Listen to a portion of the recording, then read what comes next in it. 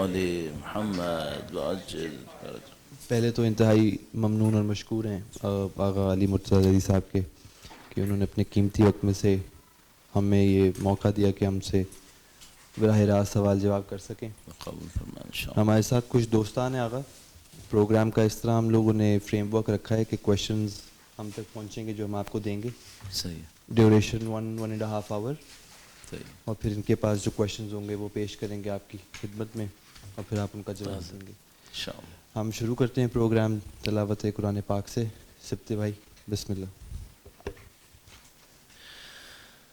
أعوذ بالله من الشيطان الرجيم،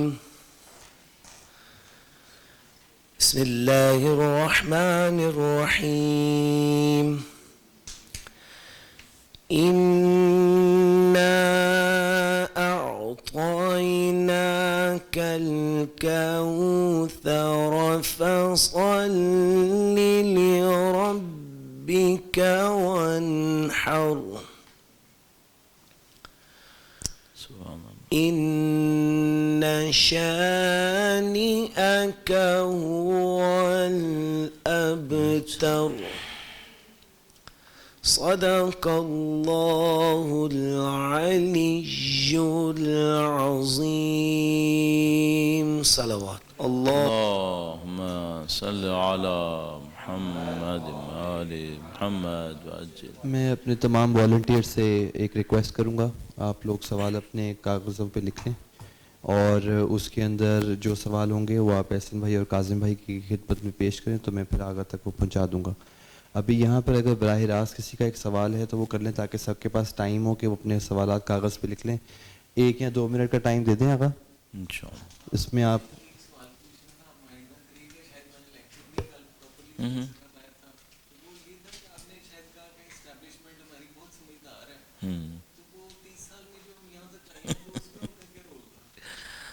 چلیے، ہاں صحیح ہے۔ تو بسم اللہ الرحمن الرحیم، اہل بیت اطہار علیہ السلام کی عظمت پر درود بھیجے گا۔ محمد و آل محمد، اللہم صل علی محمد و آل محمد وعجل فرجهم۔ جمعہ کا دن وقت کے امام کے نام سے منسوب ہے، اور خاص کر یہ جو مغرب سے پہلے کے چند گھنٹے ہیں یہ بالاخص امام کے نام سے منسوب ہے۔ یہ بہت قیمتی لمحات ہیں، اور آپ کو جب بھی موقع ملے جمعے کے دن مغرب سے پہلے دعائے سماعت ضرور پڑھیں۔ دعائے سماعت کا اپنا ایک اثر ہے اور بہت گہرا اثر آپ کے اوپر رہے گا انشاءاللہ۔ تو وہ تقریباً 15-20 منٹ کی دعا ہوتی ہے، تو ابھی بہت ٹائم ہے آپ کے پاس، آپ مغرب سے نزدیک پڑھ سکتے ہیں انشاءاللہ تعالی۔ اور خداوند متعال نے یہ موقع نصیب کیا کہ ہم اپنے علم میں اضافے کے لیے ایک دوسرے کے ساتھ مددگار ہو سکیں۔ یہ ایک سعادت ہے کہ انسان جمعے کے دن کو علم دین کو حاصل کرنے کے لیے وقف کرے، اللہ کی اطاعت و بندگی کے لیے وقف کرے، اور علم کا حاصل کرنا بہت بڑی اطاعت ہے۔ ہمارے پاس حتیٰ یہاں تک روایت موجود ہے کہ مفاتیح الجنان میں میرے خیال میں یہ ہے کہ کسی نے سوال کیا کہ شب قدر میں سب سے اہم عمل جس کا اثر ہماری تقدیر پہ سب سے زیادہ ہے وہ کون سا ہے؟ کہا تحصیل علم حاصل کرنا شب قدر کے لیے۔ یہ تو بہت اچھا ہو گیا کہ آج جمعے کے دن کے لیے ہوا۔ انشاءاللہ ہم کوشش کریں گے کہ اس سے ہمارے علم میں اضافہ ہو، انشاءاللہ ہمارے عمل میں اضافہ ہو، اور اپنے امام کی طرف بڑھ سکیں انشاءاللہ تعالی۔ ایک بار پھر ادائے احترام کے لیے اہل بیت اطہار علیہ السلام کی عظمت کے حضور اور وقت کے امام کی ظہور کی تعجیل کے لیے درود بھیجیں۔ محمد و آل محمد، اللہم صل علی محمد و آل محمد وعجل۔ فرجهم۔ جو پہلا سوال ہوا ہے وہ سمجھ لیجئے کہ کل کا جو سیشن تھا ہمارا حالات حاضرہ کا اس کی کنٹینویشن کے اندر ہے۔ کل ہم نے اسٹیبلشمنٹ کے حوالے سے کچھ باتیں کہی تھیں، کچھ پوائنٹس کہے تھے، اور ان کا سوال اسی کے اوپر ہے کہ بھئی اگر اسٹیبلشمنٹ اتنی ہی ریشنل ہے تو جس جگہ پہ پاکستان اس وقت ہے وہاں پہ اس کو نہیں ہونا چاہیے تھا، اس سے بہتر جگہ پہ ہونا چاہیے تھا۔ تو ہم اس کا سبب کیا دیکھتے ہیں؟ تو اس میں ہمارا جواب یہ ہے کہ جب ہم یہ کہتے ہیں کہ اسٹیبلشمنٹ ریشنل ہے اور وہ ایک لاجیکل راستے کو طے کر رہے ہیں، اور ان کے نزدیک یہ بھی ہم نے کہا کہ صرف کلاس انٹرسٹ نہیں ہے، یعنی ہم یہ سوچیں کہ وہ ایک گروپ ہے، وہ ملک کو اپنے گروپ انٹرسٹ کے اوپر قربان کر رہا ہے، تو ہم نے کہا نہیں، ایسا نہیں ہے. نیشنل انٹرسٹ بھی کاؤنٹ ہو رہے ہیں، نیشنل انٹرسٹ کی خاطر کام انجام پا رہا ہے، گروپ انٹرسٹ بھی انوالو ہے، لیکن مین نیشنل انٹرسٹ ہے. جو ڈفرینس ہے وہ یہ ہے کہ نیشنل انٹرسٹ کی جو انٹرپریٹیشن ہے وہ میں اور آپ کس انداز میں کر رہے ہیں. تو مثال کے طور پر فرض کر لیجئے ہم نے نیشنل انٹرسٹ کی انٹرپریٹیشن یہ کی ہو کہ پاکستان کے 22 کروڑ عوام کو طاقت ملے، اور یہ ہمارا پرائم آبجیکٹیو ہو نیشنل انٹرسٹ کے اندر کہ بھئی آپ کے قومی مفادات یہ ہوتے ہیں کہ 22 کروڑ جو آپ کی آبادی ہے اس کو طاقت ملے، اس کے اندر سوچنے سمجھنے کی صلاحیت ہو اور یہ اپنے فیصلے کر سکے. ممکن ہے کوئی نیشنل انٹرسٹ کو اس میں ڈیفائن نہ کرے، اور وہ یہ کہے کہ فی الحال کم از کم، یعنی ممکن ہے وہ یہ کہے کہ یہ وہ نیشنل انٹرسٹ ہے جس کو اچیو ہونا چاہیے، فی الحال اچیویبل نہیں ہے، وہ یہ کہے. اور وہ کہے کہ ہم اس کی خاطر 30 سال 40 سال انتظار نہیں کر سکتے، ہم ریپلیس کریں گے اس پرائورٹی کو کسی دوسرے تیسرے جگہ کے اوپر، اور پہلی پرائورٹی ہماری کوئی اور ہو جائے گی. تو یہ ہو سکتا ہے. تو یہ کہنا کہ اسٹیبلشمنٹ لاجیکل ہے، اس کہنے کا مطلب یہ نہیں ہے کہ اسٹیبلشمنٹ ہمیشہ صحیح ہے. یہ دو باتیں علیحدہ چیزیں. اس کو میں اس طریقے سے ایک مثال یا ایک طریقے سے عرض کرنے کی کوشش کرتا ہوں. مثلا فرض کر لیجئے کہ ایک آدمی ہے، وہ شدت کا مادہ پرست ہے، بہت شدید قسم کا مادہ پرست ہے، اور وہ صرف دنیا کو ہی اپنی ساری اچیومنٹ سمجھتا ہے. صحیح ہے؟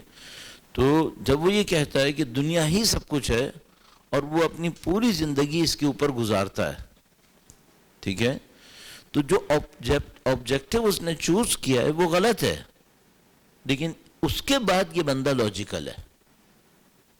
لاجیکل ہونا یہاں پہ کس معنی میں ہے؟ آپ نے جو آبجیکٹیو چوز کیا تھا، آپ جو ایکٹیویٹی کر رہے ہیں وہ اسی آبجیکٹیو کی طرف لے کے جا رہا ہے. آبجیکٹیو آپ نے صحیح نہیں لیا تھا، یہ ایک علیحدہ مسئلہ ہے. تو پارٹی لاجیکل ہے، وہ اپنے آبجیکٹیوز کو اچیو کر رہے ہیں، جس چیز کو انہوں نے نیشنل انٹرسٹ کا ہے وہ اس کو اچیو کر رہے ہیں، اس کے لیے پلان کرتے ہیں، اور پلان میں ڈیپتھ ہوتی ہے. صحیح ہے؟ یہ کہ نیشنل انٹرسٹ کی ڈیفینیشن میں ہمارا ان سے ڈفرینس ہے، یہ پاسبل ہے. میں نے کل بھی عرض کیا تھا، یہ پاسبل ہے. تو لاجیکل ہونا، صحیح ہونا، یہ دو علیحدہ معاملات ہیں. بہت شکریہ. جی جی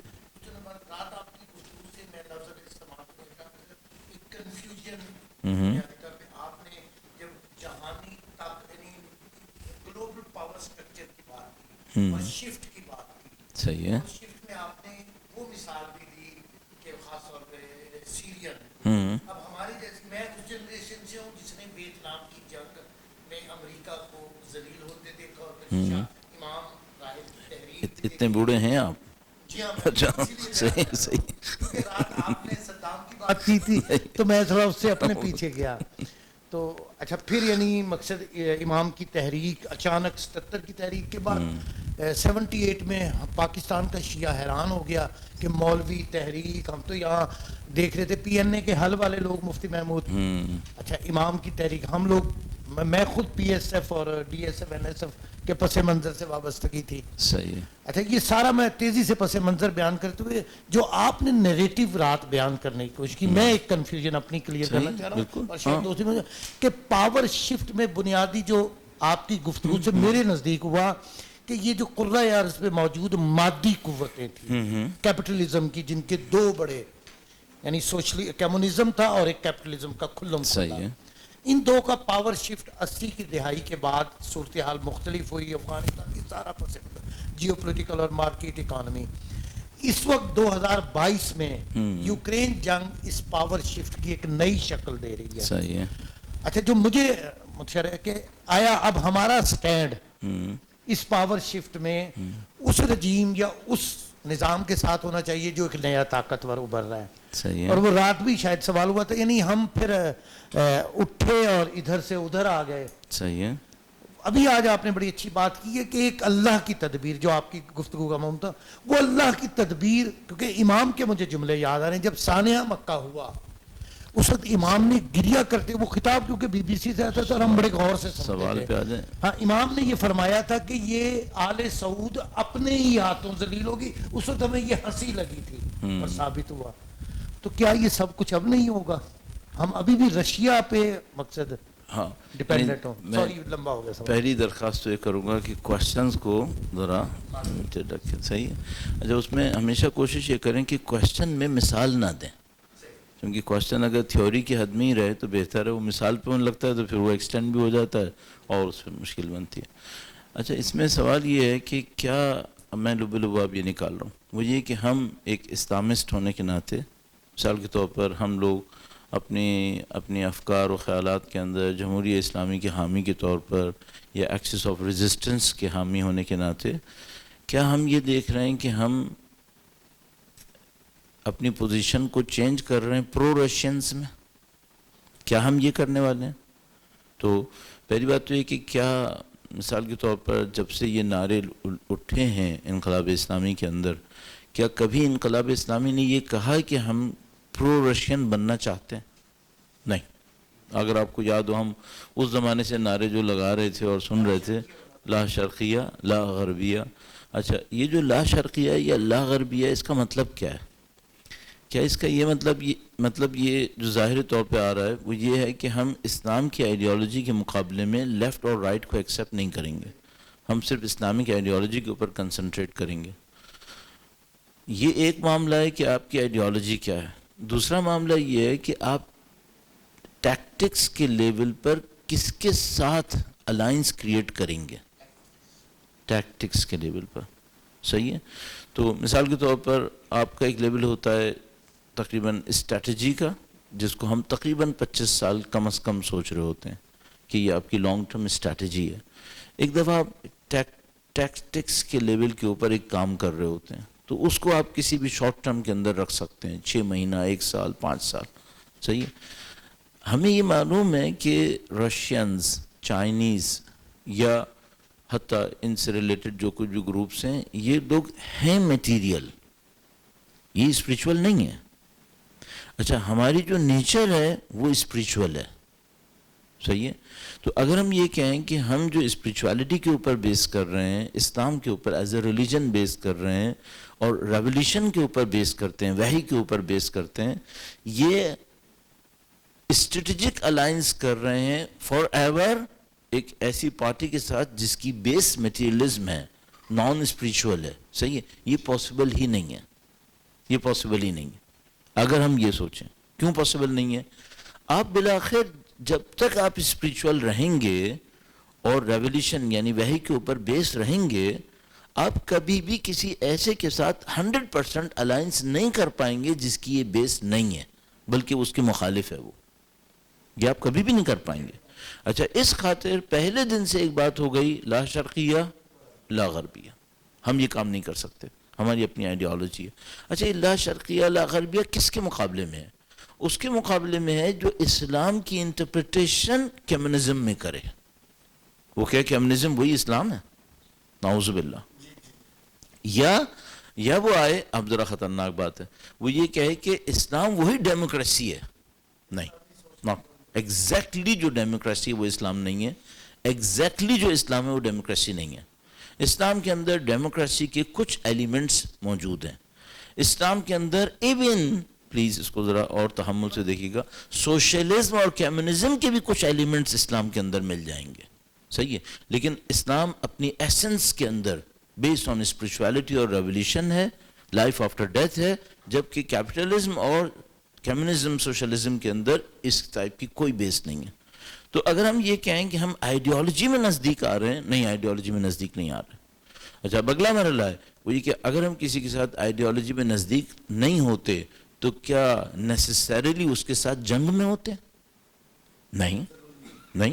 رسول اللہ نے بھی بہت سارے ایسے قبیلے تھے جن کے ساتھ الائنس کیا تھا، جبکہ ظاہر ہے کہ وہ اسلام نہیں قبول کر رہے تھے. صحیح ہے. تو جو بہت کلیئر بات ہے وہ یہ میرے نزدیک وہ یہ ہے کہ ہم اس بات کو گویا سیلیبریٹ کر رہے ہیں کہ ہم کیپٹلزم کی شکست کو اپنی آنکھوں سے دیکھ رہے ہیں اس ظلم کے نظام کو جس نے تقریباً 100 سال سے انسانوں کو اپنی گرفت میں لیا ہوا تھا، اس کی شکست کو دیکھ رہے ہیں. ہم اس کو سیلیبریٹ نہیں کر رہے کہ اس کے مقابلے میں رشیا آ گیا، نہیں، اس کو ہم سیلیبریٹ نہیں کر رہے، اس کو ہم ٹیکفلی دیکھ رہے ہیں، اس کو ہم ٹیکٹکس کے اندر دیکھ رہے ہیں کہ ٹھیک ہے ایک ریپلیس ہو رہا ہے. اچھا، اب ہماری اس نئے ایمرجنگ بلاک سے، جس کو آپ نے دیکھا ہوگا کبھی برکس کہتے ہیں، کبھی کچھ کہتے ہیں، کبھی کچھ اور کہتے ہیں، اس سے ایکسپیکٹیشن کیا ہے؟ کیا ہماری ایکسپیکٹیشن یہ ہے کہ یہ اسلام قبول کر لے؟ چائنا، رشیا، برازیل، مطلب انڈیا، یہ سب اسلام قبول کر کے بیٹھ جائیں گے؟ ظاہر ہے کہ نہیں، یہ ہماری توقع بھی نہیں ہے. ہماری ان سے توقع کیا ہے؟ ہماری ان سے توقع یہ ہے کہ تم اپنی دنیا کے لیے کام کر رہے ہو نا، کرو، دوسروں پہ ظلم نہیں کرو. اور تم نے جو ظالم تھا اس کا انجام دیکھا ہے، اپنی دنیا کو بناؤ. ہم کب مخالفت کر رہے ہیں؟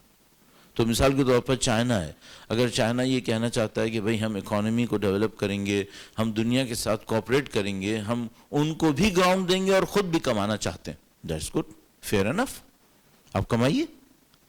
لیکن اگر آپ امریکہ کی طرح اور برطانیہ کی طرح آ کر قبضے کرنے کی کوشش کریں، ڈکٹیشن دینے کی کوشش کریں، ان کو اپنی ہیجمونی کے اندر لے کر آئیں اور ان کو ایبیوز کریں، نہیں، یہ صحیح بات نہیں ہوگی، چاہے وہ کوئی بھی کرے. اچھا، اب یہاں پہ یہ بھی بہت کلیئر ہے، حتیٰ کوئی مسلمان کرے وہ بھی غلط ہے. سعودیز کیا کر رہے ہیں؟ وہی اسلام کے نام پر استحصال جو غیر اسلام کے نام پر کیپٹلزم کر رہا تھا، تو ہم نے اس کو ڈیناؤنس کیا، غلط کر رہے ہیں وہ. ٹھیک ہے، تو ہم کوئی ایسی سیلیبریشن کی طرف نہیں جا رہے جس میں ہم یہ کہہ رہے ہیں کہ ایک نیا بلاک آ رہا ہے، مسلمان بلاک ہو جائے گا، نہیں، ایسی کوئی چیز نہیں ہے. اس بات پہ ہم خوش ہیں کہ ایسے لوگ آئیں جو اس ظالمانہ نظام کے مقابلے میں تھے، اور ان سے ہماری توقع یہ ہے کہ وہ نظام ظلم کی طرف مت جائیں، لوگوں کو اپنے حقوق دیں، ہمیں اپنے حقوق دیں، اور وہ اپنی دنیا بنانا چاہتے ہیں، موسٹ ویلکم، وہ بنانے کی کوشش کریں. شکریہ آغا آپ کا اس سوال کے جواب کے لیے. میں دوبارہ سے فارمیٹ تھوڑا ریپیٹ کر دوں کیونکہ ٹائم ہمارے پاس کم ہے، تو ہم کویشچنز خود اپنے پاس رکھیں، کیونکہ ایک مائک اگر ہم اس کو موو کریں ٹل دی اینڈ تو وہ ایک ٹائم کنزیومنگ پروسیس ہو جائے گا. تو اس میں یہی ہے کہ ہمارا فارمیٹ کے آپ سوالات لکھ لیں اور وہ احسن بھائی تک پہنچا دیں، ہم یہاں سے ان کو اناؤنس کریں گے آغا کی خدمت میں، اور تاکہ ہم ان سے زیادہ سے زیادہ استفادہ حاصل کر سکیں.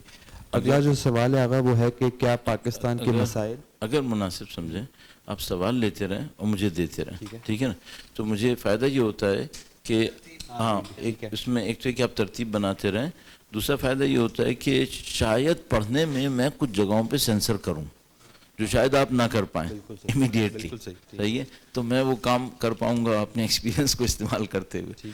بہت شکریہ. درود بھیجے گا محمد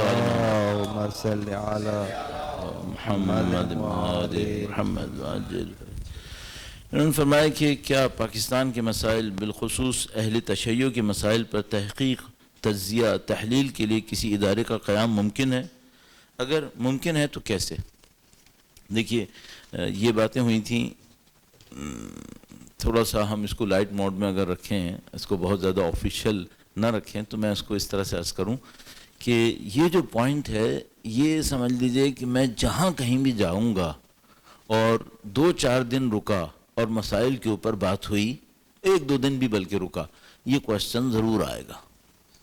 اچھا، یہ آپ لاہور لے لیجئے، اسلام آباد لے لیجئے، آپ اس کو لندن لے لیں، آپ اسے نیو یارک لے لیں، آپ اسے ٹورنٹو لے لیں، افریقہ لے لیں، آسٹریلیا لے لیں، جہاں کہیں جائیں گے یہ کوشچن آئے گا.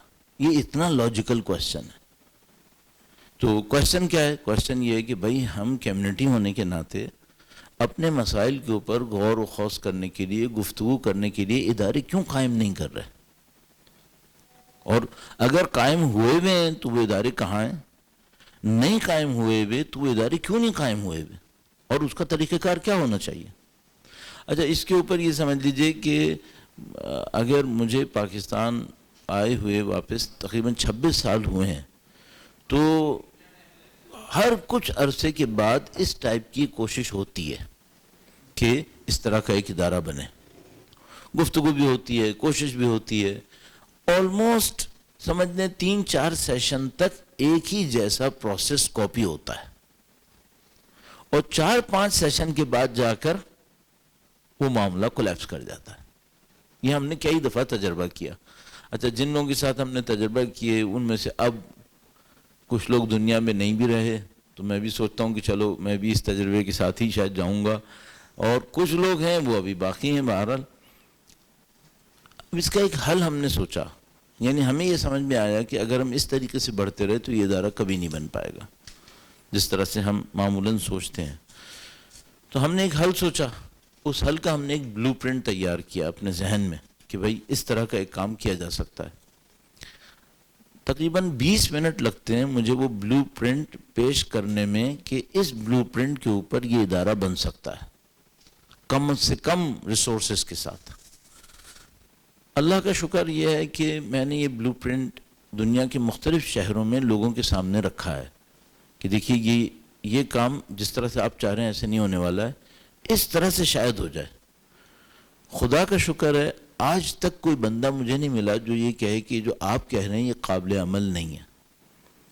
بڑے نامی گرامی افراد جن میں سے تقریباً اگر میں نام لوں گا تو آپ میں سے اکثر لوگ جانتے ہیں، انہوں نے تائید کی ہے کہ ہاں یہ بلو پرنٹ ڈویبل ہے اور کم سے کم ریسورسز کے ساتھ۔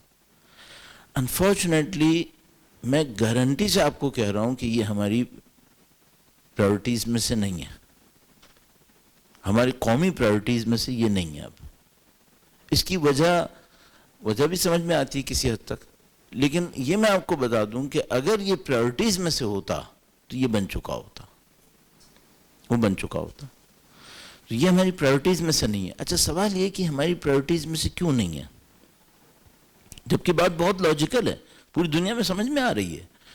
شاید پرائورٹیز میں سے اس لیے نہیں ہے کہ ہمارے ہاں فیصلوں کا جو رجحان ہے وہ بہت زیادہ آرگنائزیشن کے ساتھ نہیں ہے۔ اب مجھے بہت احتیاط سے یہ جملہ کہنا ہے تاکہ فیصلہ کرنے والوں کے اوپر کوئی بات بھی نہ آئے، صحیح ہے؟ تو وہ جو فیصلہ کرنے والا ہوتا ہے وہ اگر 20 لوگوں کے درمیان بیٹھ کے فیصلہ کرتا ہے تو اسے ایک بہت کمپلیکیٹڈ پروسیس کا سامنا کرنا ہوتا ہے کہ 20 لوگوں کے درمیان سے وہ فیصلہ نکلوائے۔ اچھا اس کے مقابلے میں اگر اسی بندے سے آپ یہ کہیں کہ آپ رات کو ایک کسی جگہ بیٹھ کر فیصلہ کر کے صبح ہمیں سنا دیجیے گا، تو کون سا آسان ہے؟ ظاہر ہے کہ دوسرا، صحیح ہے۔ اچھا یہ ہمیں پتہ ہے کہ اگر صحیح غلط تاثیر کی بات کریں تو پہلا والا راستہ زیادہ اثر انداز ہوگا، صحیح ہے، لیکن ہمیں یہ پتہ ہے کہ یہ انتہائی سخت کام ہوگا۔ اچھا ہم لوگوں کو تجربے سے سمجھ میں آیا ہے، ابھی تک کے تجربوں سے، کہ معمولاً پہلے راستے پر چلنے کے نتیجے میں فیصلے ہو ہی نہیں پاتے، صحیح ہے۔ تو ہمارے جو ڈیسیژن میکرز ہیں وہ اس نتیجے پہ مجھے لگتا ہے کنونسڈ ہیں کہ اگر ہم ایسا ایک سیٹ اپ کریٹ کر دیتے ہیں اور اس کے ذریعے سے ہم چاہیں کہ فیصلے ہمارے صادر ہو رہے ہوں تو ہم اس معاملے میں فی الحال کامیاب نہیں ہوں گے، مجھے یوں لگ رہا ہے، اور اس خاطر وہ اس قسم کے اداروں کی تشکیل سے گریز کر رہے ہیں۔ اچھا ایک اس سلسلے کی ایک آخری بات عرض کرتا چلوں، دیکھیے زندوں پہ تنقید کرنا بہت مشکل کام ہوتا ہے، اور جو جا چکے ہوں ان کی تعریف کرنا بہت آسان ہوتا ہے، تو میں دوسرا راستہ پہ آ جاتا ہوں، جو جا چکے ہیں ان کی میں تعریف کر لیتا ہوں۔ ایک دفعہ ڈاکٹر شہید نقوی صاحب شہید آئے، اس قم تشریف لائے، تو جیسے کسی نے یہ ہم سے پوچھا ہے، ہم نے وہ ان سے پوچھا تھا کہ ڈاکٹر صاحب یہ کام کیوں نہیں ہو رہا؟ تو انہوں نے بتایا کہ جب علامہ صاحب تشریف فرما تھے، شہید قائد شہید، تو انہوں نے ایک کمیٹی تشکیل دی تھی، یہ میں نے خود ان سے سنا ہے۔ انہوں نے کہا کہ انہوں نے ایک کمیٹی تشکیل دی تھی، اور انہوں نے یہ بھی کہا کہ انہوں نے اس کمیٹی کو ایک شہر میں بانڈ بھی کر دیا تھا کہ آپ لوگ اتنے مہینے تک کوئی ٹریولنگ نہیں کریں گے۔ سر پلیز اب آپ اس کا اگلے سٹیپ میں اگر آپ کو اجازت دی تو آپ کمیٹی کے نام بولیں گے، اس لیے آپ پلیز خیال کیجیے گا۔ تو اس میں یہ تھا کہ ان کو بانڈ بھی کیا گیا۔ اچھا انہوں نے کچھ ڈیٹا جمع کیا، کافی ڈیٹا جمع کیا، ڈاکٹر صاحب نے کہا، اور انہوں نے کہا کہ وہ ڈیٹا سینکڑوں پیجز پہ تھا، ڈاکٹر صاحب نے خود بتایا۔ اس کے بعد انہوں نے کہا کہ کچھ عرصے کے بعد قائد کی شہادت ہو گئی، کمیٹی تقریباً ڈسبرس ہو گئی، اور اس کے بعد وہ کوئی سیشن نہیں کر پائی۔ پھر میں نے ان سے پوچھا کہ اس ڈیٹا کا کیا ہوا، کیونکہ شاید وہ ایک مفید چیز ہوگی جس کی بیس پر دوبارہ کبھی آپ کوشش کریں۔ تو انہوں نے اپنی ایک عذر بتایا کہ اس وجہ سے میں کوشش نہیں کروں گا. تو اس ڈیٹا کے بارے میں انہوں نے کچھ ڈیٹیلز بتائیں کہ وہاں گیا تھا، یہاں گیا تھا، یہاں گیا تھا، اور اس کے بعد سے نہیں معلوم کہ وہ کہاں گیا. صحیح. تو جو آخری انتہائی منظم اپنی تانست میں اپنے لیول کے اوپر انتہائی منظم کوشش تھی وہ یہ تھی. اب ظاہر ہے ڈاکٹر صاحب کی شہادت ہوئی ہے 95 میں. یہ بات جو میں آپ کو بتا رہا ہوں 95 سے پہلے کی ہے. اب آپ تصور فرمائیے کہ اس کے بعد سے اب تک مجھے اس لیول کی بھی کوئی سیریس کوشش نظر نہیں آئی ہے. صحیح. تو میں آپ کی خدمت میں عرض کروں گا کہ یہ بات لاجیکل ہے، اس کا کنونشنل طریقہ ناممکن ہے. آؤٹ آف دا باکس ایک طریقہ موجود ہے، وہ ڈویبل ہے، لیکن اس معاملے کے اوپر کی سطح پر وہ ارادہ نہیں ہے کہ اس کو کرنا ہے. اس خاطر یہ کام فی الحال نہیں ہوگا. اور وہ ارادہ کیوں نہیں ہے اس کی بھی میں نے تھوڑی سی آپ کو داستان عرض کر دی، ارادہ نہ ہونے کی. البتہ یہ میں آپ کی خدمت میں اور عرض کروں کہ میں جب بھی ڈیسیشن میکر سے کبھی ملتا ہوں تو وہ سب یہی کہتے ہیں کہ یہ ہونا چاہیے تھا. سب یہی کہتے ہیں کہ یہ ہونا چاہیے تھا. صحیح ہے. اب ایک اور کہانی ہے میرے ذہن میں بتانے کے لیے، لیکن چونکہ مجھے ڈر یہ ہے کہ میں تھوڑا سا بولا تھا تو انہوں نے مری ایڈیشن کر دیا تھا. اب اگر میں نے ایک اور کہانی بولی اور وہ بھی کسی نے کوئی ایڈیشن کر دیا تو معاملہ خراب ہو جائے گا. تو میں وہ دوسری کہانی آپ کو نہیں سناؤں گا. وہ کہانی اس کے بعد والے حصے کی ہے، یعنی اس کا تعلق ہے آج سے تقریباً 10 سال پہلے کا. لیکن وہ اتنی بھی کامیاب نہیں ہوئی ہے جتنی یہ والی کامیاب تھی ڈاکٹر نقوی والی. وہ اتنی بھی نہیں گئی، اور اس کا تعلق در حقیقت کامیابی سے نہیں ہے بلکہ ناکامی کی داستان سے کہ کیوں یہ کامیاب نہیں ہوا. صحیح. تو اس وقت کی صورتحال یہ ہے، میں نے آپ کی خدمت میں عرض کر دی. مسئلہ اس کے علاوہ لکھا ہے کیا تراجم کے علاوہ بھی پاکستان میں علمی تحقیقی کام ہو رہا ہے؟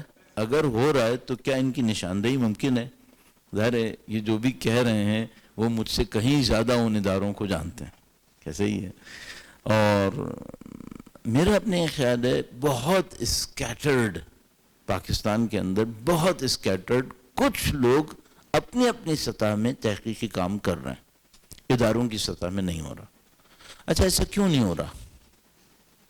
یہاں پہ ایک ہم لوگ جذبات میں استعمال کرتے ہیں ایک اصطلاح کہتے ہیں قومی المیہ. قومی المیہ. تو ایک قومی المیہ ہے ہمارا، اور وہ یہ ہے کہ جس چیز کا اثر کم مدت میں زیادہ لوگوں کو نظر آئے ہم اپنی ریسورسز وہاں بھیجتے ہیں، اور جس چیز کا اثر لمبی مدت میں کم لوگوں کو نظر آتا ہے ہم اس پہ ریسورسز نہیں لگاتے. صحیح. تحقیق وہ چیز نہیں ہے جس کا اثر کم مدت میں زیادہ لوگوں کو نظر آئے، وہ نہیں ہے. اس خاطر ہم تحقیق کے اوپر ریسورسز نہیں لگاتے. آپ ہمیشہ دیکھیے گا کہ جن علاقوں میں ڈیولپمنٹ میں ڈیپتھ نہیں ہوتی وہ ہیومن ڈیولپمنٹ کے اوپر پیسہ نہیں لگاتے، اور جن ملکوں میں ڈیولپمنٹ میں ڈیپتھ ہوتی ہے وہ ہیومن ڈیولپمنٹ کے اوپر سب سے زیادہ ریسورسز لگاتے ہیں. تو یہ ہماری تشیع کا ایک المیہ ہے، وہ یہ کہ ہم ہیومن ڈیولپمنٹ کے اوپر پیسہ نہیں لگانا چاہتے. ہم کیا چاہتے ہیں؟ ہم چاہتے ہیں ہمیں پکے پکائے ریسرچرز مل جائیں جن سے ہم یہ کہیں کہ آپ مجلسیں پڑھا کریں، اس پر ہم آپ کو کچھ ریسورسز دے دیں گے، تحقیق پر کچھ نہیں دیں گے. ایسا نہیں ہونے والا. ہمیں ریسرچ کے اوپر ریسورسز لگانے پڑیں گے. درود بھیجے گا محمد و آل محمد. محمد. اچھا اب یہ جو سوال ہے یہ رومن اردو میں لکھا ہوا ہے. پڑھنے کے حساب سے اگر اردو میں اردو لکھی ہو جیسے یہ، یا انگلش میں انگلش لکھی ہو جیسے یہ، تو یہ آسان ہے. لیکن رومن میں اردو لکھی ہو یہ کافی مشکل کام ہے. صحیح ہے. اب میں کوشش تو کر لیتا ہوں لیکن اس میں ڈبل ٹائم لگ جاتا ہے. تھوڑا سا میں کوشش کرتا ہوں. لکھا ہے وقت کے امام کا نام لکھا، درود بھیجے گا امام کے نام اکرام پہ. اللہم صلی علی محمد آل محمد. کیا امام کا ظہور ہوگا، اور اگر ہوگا تو کب ہوگا؟ 1400 سال سے کیا 313 جانثار نہیں پیدا ہوئے؟ جبکہ دنیا میں ہزاروں میں مجتہدین موجود ہیں. اگر مجتہدین کا اتنا کردار نہیں ہے کہ امام ظہور کر سکیں تو پھر عام عوام سے کیا توقع ہے کہ ایک کامن مین کی وجہ سے امام ظہور کریں گے؟ کیا ایسا تو نہیں کہ کسی امام کا ظہور نہیں ہونا ہے، بس اپنے بڑوں کی باتوں پر یقین کر کے بیٹھے ہیں؟ ہاں بھئی انہوں نے کہا کہ یعنی جو لب لباب ہے وہ کلیئر ہو گیا. وہ یہ کہ بھائی مین ان کا جو پوائنٹ ہے وہ یہ کہ بھائی یہ جو کانسیپٹ ہے امامت کا اور ظہور کا اصلا یہ ویلڈ ہے یا ویلڈ نہیں ہے. ٹھیک ہے، تو ہم ظاہر ہے کہ یہاں پر بیٹھ کر اس کے اوپر ثابت کرنے کے لیے لیکچر نہیں دے سکتے کہ یہ کانسیپٹ ویلڈ ہے یا ویلڈ نہیں ہے. اس کا بہت آسان سا کام یہ ہے کہ جن کتابوں میں اس کو ایکسٹینسولی ڈسکس کیا گیا ہے کہ یہ کانسیپٹ امامت کا، مہدویت کا، یہ کیوں ہے ہمارے پاس، اس کو اسٹڈی کیا جائے. میں آپ کو بہت بریفلی عرض کرتا چلوں، وہ یہ کہ ہم دنیا اسلام میں کوئی فرقہ ایسا نہیں دیکھ رہے جو مہدویت کا معتقد نہ ہو. اگر دنیا اسلام کے اندر ہم یہ کہیں اجماعی عقائد کون سے ہیں جن کے اوپر اجماع ہے، تو مہدویت کا عقیدہ وہ ہے جس پر اجماع ہے. یعنی مثال کے طور پر جو ہمارے یہاں بدنام زمانہ ترین وہابیت سمجھی جاتی ہے، وہ بھی شدت کے ساتھ مہدویت کے عقیدے کے معتقد ہیں. اچھا یہ بھی میں عرض کرتا چلوں، جہاں تک میری انفارمیشن یا نالج ہے، جو مذاہب آپ دین کے نام پہ دیکھتے ہیں، چاہے وہ آسمانی ہو چاہے وہ غیر آسمانی ہو، ان میں بھی شاید کوئی ایسا نہیں ہے جو سیویئر کا عقیدہ نہ رکھتا ہو، نجات دلانے والے کا عقیدہ نہ رکھتا ہو. ابھی کل بات ہو رہی تھی کہ جو الٹرا آرتھوڈاکس جوز ہیں، ان میں سے ایک کمیونٹی ہیزیٹکس ہیں، نیو یارک کے نزدیک ہوتے ہیں، تو ان کے مدرسوں میں ایک پریکٹس ہے، ان کے مدرسوں میں یا کہ یہ کچھ مدرسوں میں یہ پریکٹس ہے کہ، اور اتنے منتظر ہم بھی نہیں ہیں، کہ جو انتظار کے ماننے والے ہیں وہ رات کو اپنا ایک بیگ تیار کر کے سوتے ہیں کہ اگر رات کے بیچ میں کال آ جائے تو ہمیں جانے میں دیر نہ لگے. یہ یہودیوں کی بات کر رہا ہوں میں. ہاں، تو مہدویت کا جو عقیدہ ہے، اس کی پاپولیرٹی، اس کا انفلوئنس اتنا زیادہ ہے. تو اب اگر اس کے اوپر گفتگو کرنا ہے تو یہ ایک علیحدہ چیپٹر ہے. اچھا اب ایک شبہ ہے، اور وہ شبہ یہ ہے کہ اگر ہے تو یہ جو اتنے ڈھیر سارے متقی پرہیزگار پوری دنیا میں بیٹھے ہیں، آن ٹاپ آف دیم مجتہدین، کیا یہ 313 کے لیے کافی نہیں ہوا ہے؟ صحیح ہے. اچھا اس کا جواب بہت واضح ہے، اس کا جواب دیتے چلتے ہیں. اس کا جواب یہ ہے کہ میں آپ سے ایک سوال کروں گا. مثلا اللہ کے رسول کے اتنے صحابی تھے، ان میں سلمان فارسی کتنے تھے؟ حضرت سلمان فارسی کی بات تو بہت دور کی ہے. حضرت ابو ذر غفاری کتنے تھے؟ 313 بھی نہیں تھے. آپ ان سے 313 کو بہت چھوٹا سمجھ رہے ہیں، اس کا مطلب ہے اللہ کے نبی کے اصحاب میں، امیر المومنین کے اصحاب میں بڑے بڑے صاحبان علم تھے، بڑے بڑے مجاہد تھے، لیکن سلمان فارسی جیسے 313 تھے کیا؟ نہیں. جو سب سے بڑا نمبر، سب سے زیادہ باصلاحیت لوگوں کا ہمارے پاس ہے، وہ میدان کربلا ہے. مشہور نمبر 313 قطعا نہیں ہے. تو ہم 313 کو کم سمجھ رہے ہیں شاید. اس کا مطلب ہے یہ جو سوال کرنے والا ہے، اس کو یہ نہیں معلوم کہ ان 313 کی خاصیتیں کیا ہیں. مجتہدین تو چھوڑو، بڑے بڑے اصحاب رسول اس مقام پہ نہیں ہیں. یہ پہلا جواب. دوسرا جواب یہ ہے کہ بندے خدا شاید 313 پورے ہو چکے ہوں، لیکن جس طرح غیبت ایک پروسیس کے تحت ہوئی تھی، شاید ظہور بھی ایک پروسیس کے تحت ہونا ہے. جب غیبت کا پروسیس شروع ہوا تھا اندازاً کب شروع ہوا تھا؟ کم سے کم آبویسلی غیبت صغریٰ پہ شروع ہو گیا تھا. 70-80 سال تو وہی چلا ہے. پھر تو کیا پتا ظہور کا پروسیس شروع ہو چکا ہو، ہمیں کیا معلوم. تو یہ جو سوال ہے یہ دو معذرت کے ساتھ کم علمیوں پر مشتمل ہے. ایک کم علمی اس بارے میں کہ وہ 313 کو بہت لائٹ لیا جا رہا ہے، اور دوسرا یہ کہ ظہور کے پروسیس کو شاید نہیں سمجھا گیا. بہت شکریہ. درود بھیجیں محمد و آل محمد پر. محمد محمد عجل. انہوں نے کہا کہ پہلا سوال کیا ویکسینز فار کووڈ-19 اینڈ دیئر ریالٹی. صحیح ہے. اب میرا خیال میں اس کے اوپر کم از کم بھی 25-30 کتابیں تو لکھی گئی ہوں گی. تو اب اس کا مطلب یہ ہے کہ میں یہاں پر ایک آدھ کتاب تو لکھی ڈالوں. صحیح ہے. تو بھائی سوال وہ کریں جس میں آپ یعنی کہہ سکیں کہ جواب دیں پھر اس کا. تو وہ تو پھر اس طرح نہیں ہو پائے گا کہ ہم اس کو بالکل ایک اوپن فیلڈ میں رکھ لیں کہ بھئی اس کی ریالٹی کیا ہے. ایک ویکسین ہے وہ ریئل ہے اور وہ لگایا جا رہا ہے بلکہ ٹھونکا جا رہا ہے وہ بھی ریئل ہے، بالکل لگایا جا رہا ہے.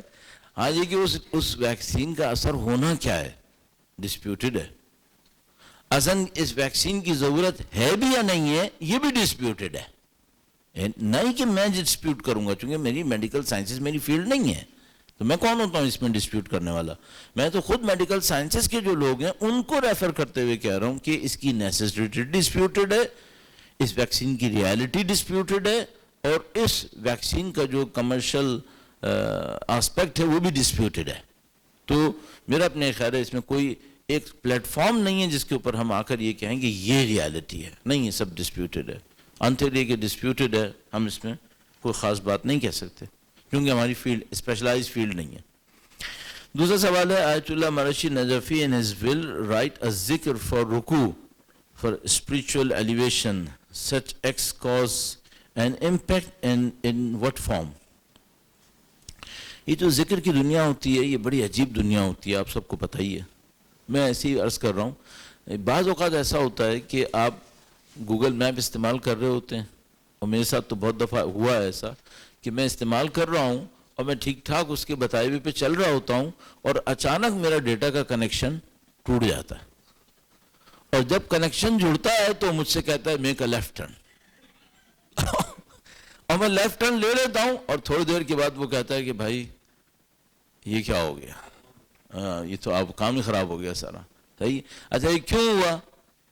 اس نے لیفٹ ٹرن بتانا تھا 2 منٹ پہلے، میرے ڈیٹا نے ڈسکنیکٹ کر کے مجھے وہ لیفٹ ٹرن بتایا 2 منٹ بعد. تو نہ وہ غلط بول رہا ہے نہ میں غلط کر رہا ہوں، لیکن گیپ اس میں ہے کہ صحیح جگہ پہ ٹرن نہیں لے رہا ہے. میرے خیال میں ہر ذکر کے پیچھے ایک پری کنڈیشن ہوتی ہے اسپریچول اسٹیٹس کی. اس اسپریچول اسٹیٹس میں وہ ذکر وہ اثر دے گا، اور اگر وہ پری کنڈیشن اسپریچول اسٹیٹس کی فلفل نہیں ہوئی وہ ذکر وہ اثر نہیں دے گا. امیر المومنین درود بھیجے گا ان کی ذات گرامی پر. اللہم صل علی محمد آل محمد وعجل فرج. ایک بندے کا ہاتھ ٹوٹنے پر سورہ فاتحہ پڑھتے ہیں، ہڈی جڑ جاتی ہے، وہ گھر جاتا ہے واپس آ کے پوچھتا ہے آپ نے کیا پڑھا، اور امام نے فرمایا فاتحہ. تو اس نے کہا بس فاتحہ، اور ہڈی پھر دوبارہ ٹوٹ جاتی.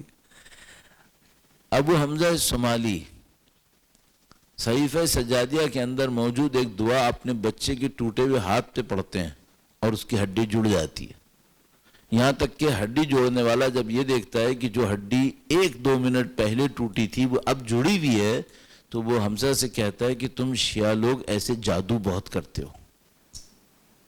میں وہ دعا اپنی ٹوٹی ہوئی انگلی پہ بھی پڑھوں گا تو نہیں جڑے گی، کیونکہ میرے اندر ابو حمزہ کا اسپریچول اسٹیٹس نہیں ہے. تو صرف ذکر نہیں ہے، اس ذکر کے پیچھے ایک بولنے والا ہے جو بہت امپورٹنٹ ہے. البتہ وہ جو ذکر تھا وہ کمال کا ذکر ہے. اور وہ ذکر آپ کو مختلف جگہوں پر ویب سائٹ وغیرہ کے اندر آیت اللہ مرشد نجفی کی وصیت نامے کے اندر مل جائے گا انشاءاللہ تعالی۔ پاکستان میں اصل میں ہمارے یہاں بلکہ تقریباً ہر جگہ ہی ٹرمنالوجیز ہوتی ہیں وہ ایک خاص طرز فکر کو ریفلیکٹ کر رہی ہوتی ہیں۔ اب میں سوال پڑھتا ہوں، آپ دیکھیے گا آپ کو کچھ سمجھ میں آ رہا ہے نہیں آ رہا۔ پاکستان میں امام اور امت کا تصور کیا لیا جاتا ہے؟ کچھ سمجھ میں آیا کہ سوال کہاں سے آیا ہوگا؟ صحیح ہے، تو مثلاً دیر نہیں لگے گی میرے خیال میں۔ کیا اسلامی جمہوریہ پاکستان میں جس نظام امامت کا تصور اشخاص مخصوص کے ذہنوں میں پایا جاتا ہے قابل عمل ہے؟ اچھا، اب یہ مجھے کیسے پتا کہ اشخاص مخصوص کے ذہن میں کیا تصور پایا جاتا ہے؟ یہ تو نہیں ہو سکتا۔ دیکھیے، سوال کا طریقہ کار یہ ہونا چاہیے میرا خیال ہے کہ ایک پریسائز آئیڈیا ہو جس کو سوال میں لایا جائے۔ دیکھیے میں سوال دوبارہ پڑھتا ہوں۔ کیا اسلامی جمہوریہ پاکستان میں جس نظام امامت کا تصور اشخاص مخصوص کے ذہنوں میں پایا جاتا ہے، بھیا وہ اشخاص مخصوص کون سے ہیں جن کے ذہنوں میں کیا تصور پایا جاتا ہے؟ یہ میں کیسے اسٹڈی کر سکتا ہوں؟ اچھا، اگر میں کر بھی لوں تو یہ میری اوپینین بنے گی، تو سامنے والے کہہ سکتا ہے ہمارے ذہنوں میں یہ تصور نہیں پایا جاتا۔ تو آپ اس تصور کو ڈیفائن کریں پیپر کے اوپر، پھر میں اس کے اوپر جواب دوں کہ بھئی یہ تصور قابل عمل ہے یا قابل عمل نہیں ہے۔ ایسے تھوڑی ہو سکتا ہے۔ ہاں، اب یہ جو سوال ہے یہ بڑا اچھا سوال ہے۔ یہ میرے خیال میں کسی دل جلے والدین میں سے کسی نے کیا ہے، پریشان ہوئے ہوئے۔ بار خداوند متعال اس زمانے میں تربیت اولاد کے سخت مرحلے میں کامیابی نصیب فرمائے سب کو انشاءاللہ۔ درود بھیجے گا محمد و آل محمد پر۔ اللہم صلی علی محمد محمد وعجل فرج۔ سنیے گا پلیز۔ والدین کے حقوق جو ایک اولاد نے ادا کرنے ہوتے ہیں، یعنی مطلب یہ کہ کیا ہیں وہ۔ دوسرا، اولاد کے حقوق جو والدین نے پورے کرنے ہوتے ہیں، مثلاً وہ کیا ہیں؟ یہ نہیں لکھا کیا ہیں، صرف لکھا یہ جملہ: آج کل بچے قرآن سے بیزار ہیں، صرف والدین کی پابندی کی وجہ سے قرآن ناظرہ پڑھتے ہیں، اس بیزاری کی اصل وجہ کیا ہے؟ تیسرا، تفکر کیسے ڈیولپ کریں؟ تو یہ 3 سوال ہیں۔ میں پہلے آخری سوال سے شروع کرتا ہوں۔ اگر یہ کوئی کام کر لے، کوئی قوم کر لے، تو سمجھ لو کہ یہ راستہ آسان ہو گیا۔ کچھ دن پہلے، تھوڑا سا اس کو سنبھالتے ہوئے، کچھ دن پہلے ہمارے ایک دوست افریقہ گئے اور وہاں پر ان کو ایک گروپ میں ایک انسٹیٹیوٹ کے اندر دعوت دی گئی کہ بھئی آپ کچھ ان لوگوں کے ساتھ کام کریں۔ تو وہ ان کی طرف سے کانٹیکٹ ہوا اور انہوں نے پوچھا کہ بھئی ہمیں ان لوگوں پہ کیا محنت کرنی چاہیے سب سے پہلے۔ تو میں نے ان کی خدمت میں یہی عرض کیا کہ سب سے پہلے ان پر یہ محنت کریں کہ سوچنا سمجھنا شروع کر دیں، جس کو انہوں نے تفکر کہا۔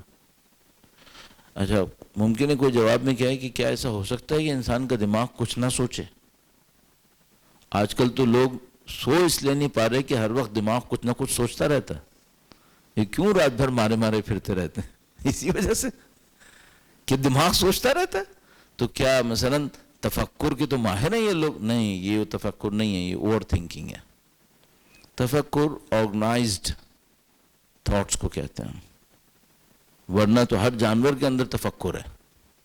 ایسی اگر دماغ کے لڑانے کی بات ہے کہ نروز اور نیورونز کام کریں تو وہ تو بھائی جانور کے اندر بھی کرتے ہیں، ایسا تھوڑی ہے۔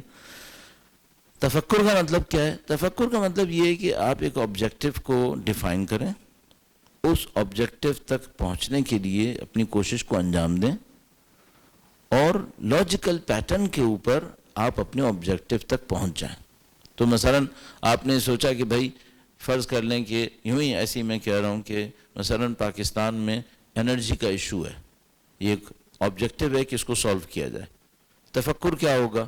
آپ اس مسئلے کو سمجھنے کی کوشش کریں، اس کے جو رائے حل ممکنہ ہیں ان کو لے کر آئیں، اپنے حالات میں ان رائے حل کو امپلیمنٹ کریں، اور یہ دیکھیں کہ کون سا حل کتنی مشکل کو ہمارے لیے حل کر کے دے گا، ہمارے لیے بیسٹ آف دا آپشنز کیا ہیں۔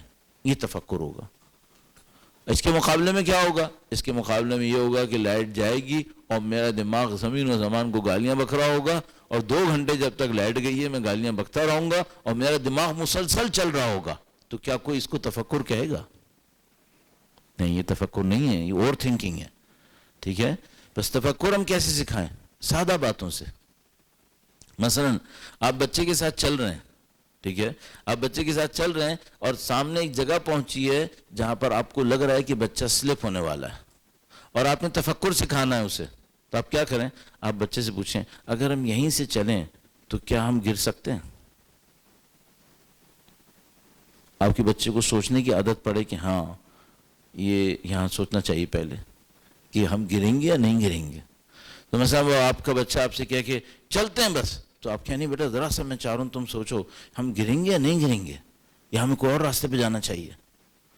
یہ بھی ایک چھوٹا سا تفکر کا پیٹرن ہے. آپ کے ہاتھ میں 2 چیزیں ہیں اور ایک اور چیز رکھی ہوئی ہے. الٹیمیٹلی آپ چاہتے ہیں بچہ وہ چیز اٹھا لے. صحیح ہے؟ آپ ایسا کریں، ایک چیز اپنے ہاتھ سے چھوڑ کر 2 کو آپشن رکھ دیں اور بچے سے پوچھیں ان میں سے کون سا تم اٹھاؤ گے. تفکر دیں، ڈکٹیٹ نہ کریں. صحیح؟ اتنی ارلی ایج سے تفکر سکھائی جا سکتی ہے. صحیح؟ لیکن اگر خدا نہ کرے نعوذ باللہ تعالی اگر ہم نے اور آپ نے یہ سوچا بھائی کہ ہم 6 سال 8 سال 9 سال کی عمر تک صرف ڈکٹیٹ کریں گے اور اس کے بعد چاہیں گے کہ ہمارا بچہ سوچنے والا بن جائے گا، یہ پھر دیر ہوگی. اس کو تھوڑا سا جلدی شروع کرنا پڑے گا. البتہ اس میں ایک مشکل ہے، بہت بڑی مشکل ہے تفکر سکھانے میں. جب آپ بے فکری کے کام کریں گے تو بچہ آپ کی جان نہیں چھوڑے گا، اس وقت مشکل آئے گی. تو مثال کے طور پر کیا ہوگا؟ مثلا آپ نے بچے کو غور و فکر کرنا سکھا دیا اور اس نے بھی سیکھ لیا. اب آپ کے گھر پہ ایک مہمان آیا ہے اور آپ اس سے کہہ رہے ہیں بیٹا تم بس کہہ دو بابا نہیں ہے. تو آپ سے کہے گا کیوں کہہ دوں؟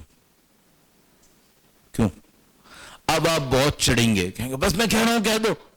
اس کا مطلب ہے آپ اس کے تفکر کو سپریس کر رہے ہیں. تو خطرہ یہ ہوگا کہ اگر وہ سوچنے والا بن گیا تو بار بار سوال کرے گا. اس خاطر ہماری اسٹیبلشمنٹ ہیومن ڈیولپمنٹ پہ کام نہیں کرے گی.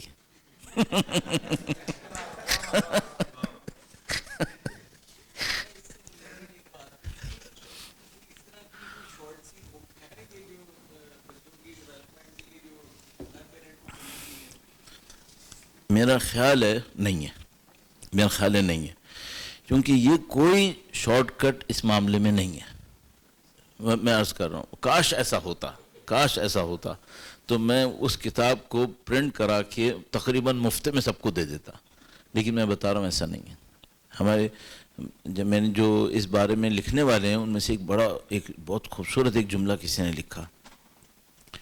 میں نے کل رات بھی کہیں پہ تذکرہ کیا تھا، وہ یہ کہ یہ جو شپس ہوتی ہیں جو ٹورسٹ وغیرہ کو لے کے جاتی ہیں، کروز شپس 6 منزلہ 8 منزلہ، پتہ نہیں 25 سوئمنگ پول ہیں اس میں، یہ اور وہ ہے.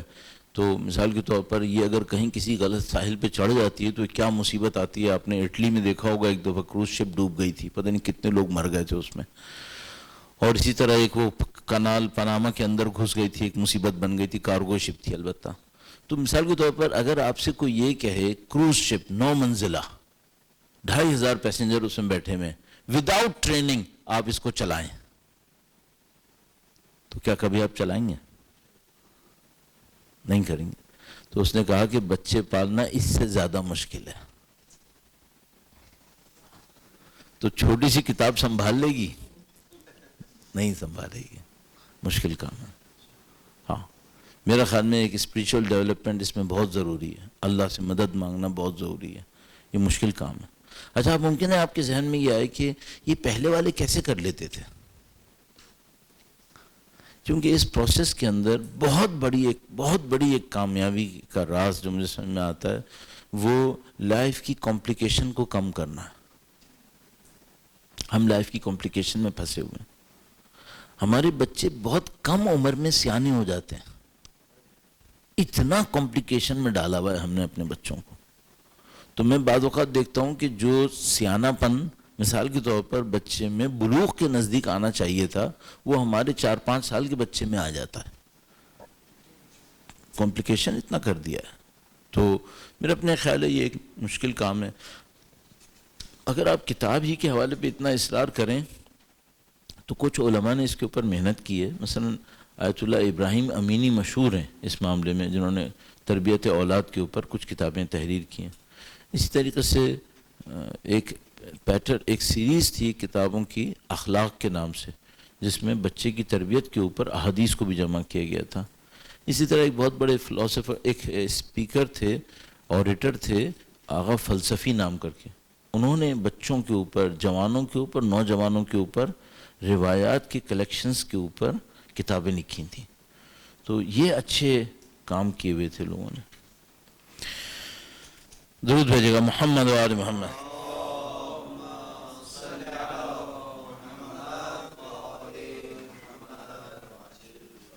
اچھا، اس میں ایک سوال کے اندر پورا ایک سینیریو دیا گیا، ایک جاب کے اندر یہ پوزیشن وہ پوزیشن. میں اس کو فی الحال ڈسکس نہیں کرتا، یہ جس کسی کا بھی ہے اس کو ہم بعد میں کہیں پہ ڈسکس کر سکتے ہیں، چونکہ وہ ایک سینیریو علیحدہ سے ہے بالکل. یہاں پہ آتا ہوں، ایک بار پھر درود بھیجے گا محمد و آل محمد پر. اللہم صلی علی محمد وآل محمد وعجل فرجہ. اچھا، میں گارنٹی سے کہہ رہا ہوں، میں سوشل سائنسز کا ایک اسٹوڈنٹ ہوں. یہ جو سوال ہے کا پیپر ہے، اس پر لکھنے کے لیے کم سے کم 8-10 تھیسس لکھنے پڑیں گے. صحیح؟ سوال کیا ہے؟ Where do you see next 10 years? Where do you see next 10 years? Point کیا ہے؟ Global powers, alliance, resistance. یعنی یہ مجھ سے کہہ رہے ہیں 10 سال، اگلے 10 سال میں پاورز کا الائنس اور ریزسٹنس کیا ہوگا، آپ اس کو بتائیں. Number 2، global economies, dollar, oil. تیسرا point, Islamic alliance, how will America go down and take every one with it. India versus Pakistan and future of Kashmir. اور جنت اور جہنم برزخ بھی ڈال دو بھائی، تاکہ پورا ہی ہو جائے. تو بھائی سوال تو بہت اچھے ہیں، لیکن بھائی یہ ٹائم کی بھی ایک لمٹ ہوتی ہے. صحیح ہے؟ ہم ایکسپیکٹ کر رہے ہوتے ہیں 1 سوال آئے، 2 سوال آئے. بھائی یہ تو پورے تھیسس ہیں، اور اگلے 10 سال مجھے تو اپنے خود 15-20 دن کا نہیں پتا کہ میری صحت کیا رہے گی. لیکن میں مذاق میں کہہ رہا ہوں، لیکن یہ کہ باہر اس طرح سے سوال نہیں ہو سکیں گے بھائی.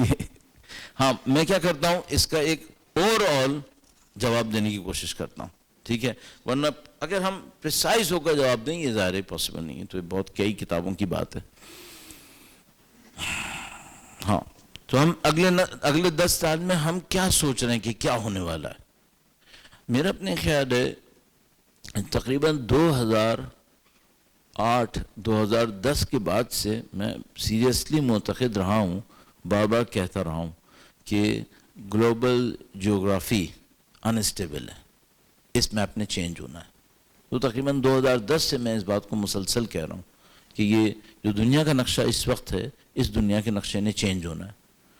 میں یوکرین کی جنگ کو اس نقشے، چینج ہوتے ہوئے نقشے کا اسٹارٹ سمجھ رہا ہوں. میں سمجھ رہا ہوں کہ یہ چینج ہوتا اسٹارٹ ہو گیا ہے. تو میں ایکسپیکٹ کر رہا ہوں کہ 2032 تک دنیا کے کئی ملک ختم ہو چکے ہوں گے. میں یہ ایکسپیکٹ کر رہا ہوں. مجھے یہ لگ رہا ہے کہ میرا خیال ہے ڈالر کا کام 2032 تک یقیناً ختم ہو چکا ہوگا. میں ایکسپیکٹ کر رہا ہوں کہ شاید آئل کی بھی وہ ویلیو نہیں رہے گی جو آج ہے. میرا اپنے خیال ہے گیم چینج ہو جائے گا. اچھا، اس کی وجہ کیا ہے؟ اس کی وجہ یہ ہے کہ میرا خیال ہے کہ دنیا فوسل فیولز کے مضرات کو دیکھتے ہوئے، کلائمیٹ چینج کے پرابلمز کو دیکھتے ہوئے اتنی تیزی سے آلٹرنیٹ انرجیز کی طرف جا رہی ہے کہ آئل کی وہ ڈیمانڈ نہیں رہے گی جو ہم دیکھ رہے تھے اس وقت. تو مثال کے طور پر کیا اگلے 10 سال میں پاکستان میں ای ویز ہوں گی؟ میرا اپنے خیال ہے یقیناً ہوں گی. اس کو ہم روک نہیں پائے گا، کوئی نہیں روک پائے گا اس کو، حتی دنیا میں نہیں روک پائے گی. تو مثال کے طور پر پہلے ہم لوگ یہ سوچتے تھے کہ جو آئل جائنٹس ہیں، مثلا شیل ہے، بی پی ہے، یہ لوگ ای ویز کو نہیں آنے دیں گے. اب انیویٹیبل ہے، اب ان کو آنے دینا ہے. تو کنفرم یہ ہوگا. تو میرا اپنے خیال ہے کہ نیکسٹ 10 ایئرز میں یقیناً آئل کی ڈیمانڈ زبردست طریقے سے ڈپ کرے گی، فوسل فیولز کی ڈیمانڈ. اور اس کی ڈیمانڈ کی ڈپ ہوتے ہی سمجھ لیں کہ گلوبل اکانومی اور گلوبل پولیٹکس کے اوپر میجر امپیکٹ آئے گا اس کا. میرا اپنے خیال ہے کہ سعودیز، میرا خیال ہے کہ یہ ضرورت سے زیادہ زندگی گزار چکے ہیں. یہ اگلے 10 سال میں نہیں ہونے چاہیے یہاں پہ، میرا خیال ہے. یہ اوور لیوڈ ہیں پہلے ہی، تو یہ نہیں ہونے چاہیے. اور بہرحال اس طرح کی بہت ساری تبدیلیاں اگلے 10 سال میں ایکسپیکٹڈ ہیں. دیکھیے ہمارے پاس جو آلٹرنیٹ انرجی میں سب سے بڑا بیریئر ہے وہ بیٹری ہے. اگر بیٹری اچھی ہو گئی تو یقیناً آلٹرنیٹ انرجیز کا فیوچر فوزل فیولز کو ریپلیس کر لے گا. اور میرا اندازہ ہے گارنٹیڈ، میں اندر سے کنونسڈ ہوں کہ نیکسٹ 5 ایئرس کے اندر بیٹریز کی ٹیکنالوجی نے ایک لیپ، ایک جمپ دینا ہے. تو مثال کے طور پر ابھی تک ہمارے پاس جو سب سے زیادہ ایڈوانس گاڑی موجود ہے وہ ٹیسلا ہے، جو میرے خیال میں 500 کلومیٹرز شاید دیتی ہے ایک چارج کے اوپر. مائلز 480 میرا خیال میں کلومیٹرز، 800 کلومیٹرز. میرا خیال ہے کہ یہ یقیناً چینج ہو جائے گا. اچھا یہ بھی ایک بات عرض کرتا چلوں، میرا خیال ہے، میں بہت عجیب بات کرنے والا ہوں، میرا خیال میں ٹیسلا کا فیوچر نہیں ہے. میرا خیال میں ٹیسلا ختم ہو جائے گی اگلے 10 سال میں. یہ شاکنگ ہے. ہاں جیسے نوکیا غائب ہو گیا، میرے خیال میں ٹیسلا نہیں رہے گا. اور شاید 10 سال میں زیادہ کہہ رہا ہوں، ٹیسلا اس سے پہلے ختم ہوگی میرا خیال ہے. ہاں تمہارے 3 بچے ہوں گے. ایسے ہی بہت تھک گئے یار، مذاق کر رہا ہوں اس لیے. دیکھو بھائی پاکستان کا مسئلہ کیا ہے، ہم جب تک ہم نے انوویشن کا راستہ نہیں پکڑا ہم رگڑتے رہیں گے، ہم پھنسے رہیں گے. ہمارے اندر کوئی ایک گروپ بنیں گے، کچھ گروپس بنیں گے. جیسے ہمارے اسٹارٹ اپس آئے نا ابھی اچانک، یہ 2-2.5 سال کے اندر اسٹارٹ اپس نے ایک دم بیریئرز توڑ دیے سارے. ہمارے یہاں انوویٹرز کا کوئی اسٹارٹ اپ ڈیولپ ہوگا اور وہ ہماری مشکلات کو حل کرنے کے لیے کچھ نہ کچھ پیش کرے گا. مثلا میں سیریسلی سمجھ رہا ہوں کہ ہمارا گیس میں فیوچر نہیں ہے. ہم امپورٹڈ گیس پہ زندہ نہیں رہ پائیں گے جس طرح سے ہم امپورٹڈ آئل کے اوپر زندہ نہیں رہ پائیں گے. صحیح؟ تو ہمارا کوئی فیوچر کہیں اور ہے، لیکن ہم وہ کنفرم نہیں کر پا رہے کہ وہ ہمارا فیوچر کہاں پر ہے. یہ وہ جگہ ہے جہاں پہ ایک انوویشن ہونا ہے جو اویٹڈ ہے.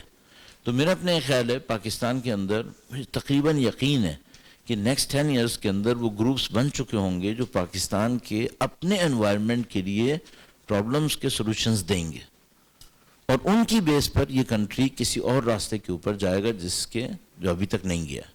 یہ کام کوئی مشکل کام نہیں ہے. پاکستان میں یہ کام آسان ہے مجھے لگتا ہے.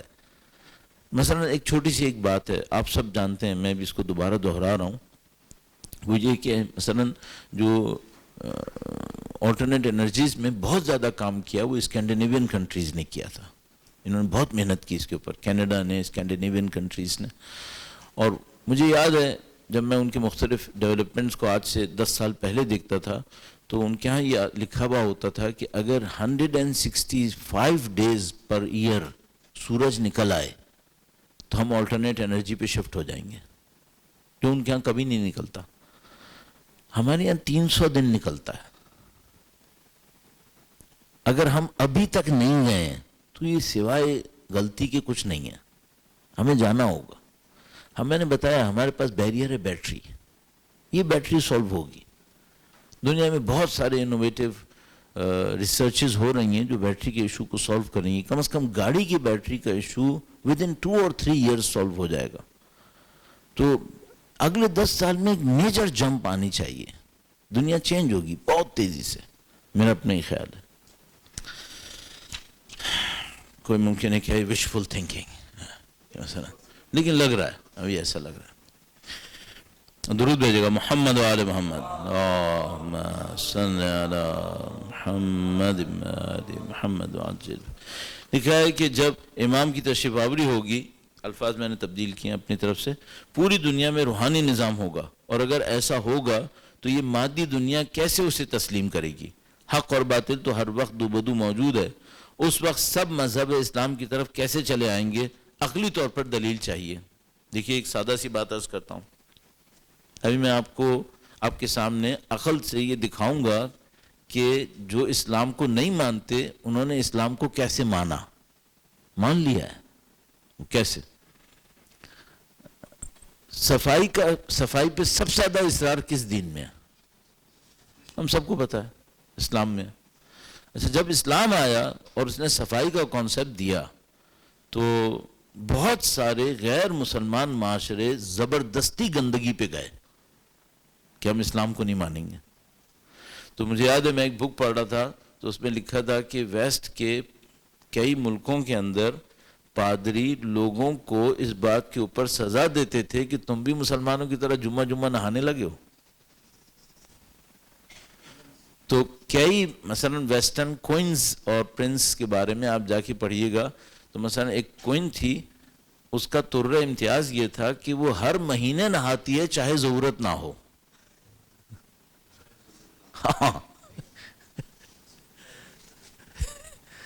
تو اچھا، اب سب لوگ وہ صاف ہیں یا ہم صاف ہیں؟ وہ صاف ہیں، زیادہ صاف ہیں. تو اسلام مانا یا نہیں مانا؟ مان لیا نا. اگر آپ اسلام کے احکام کو عقل کے ذریعے ثابت کر سکیں تو وہ مانیں گے یا نہیں مانیں گے؟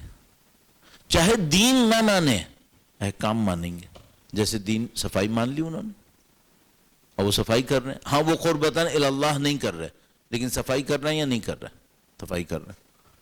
تو یہ دین اتنا ریشنل ہے کہ اگر آپ اس کو تھوڑا عقل مندی کے ساتھ لے کر چلیں یہ مان لیا جائے گا. صرف ایک مشکل آئے گی، ہم مسلمان کہاں جائیں گے؟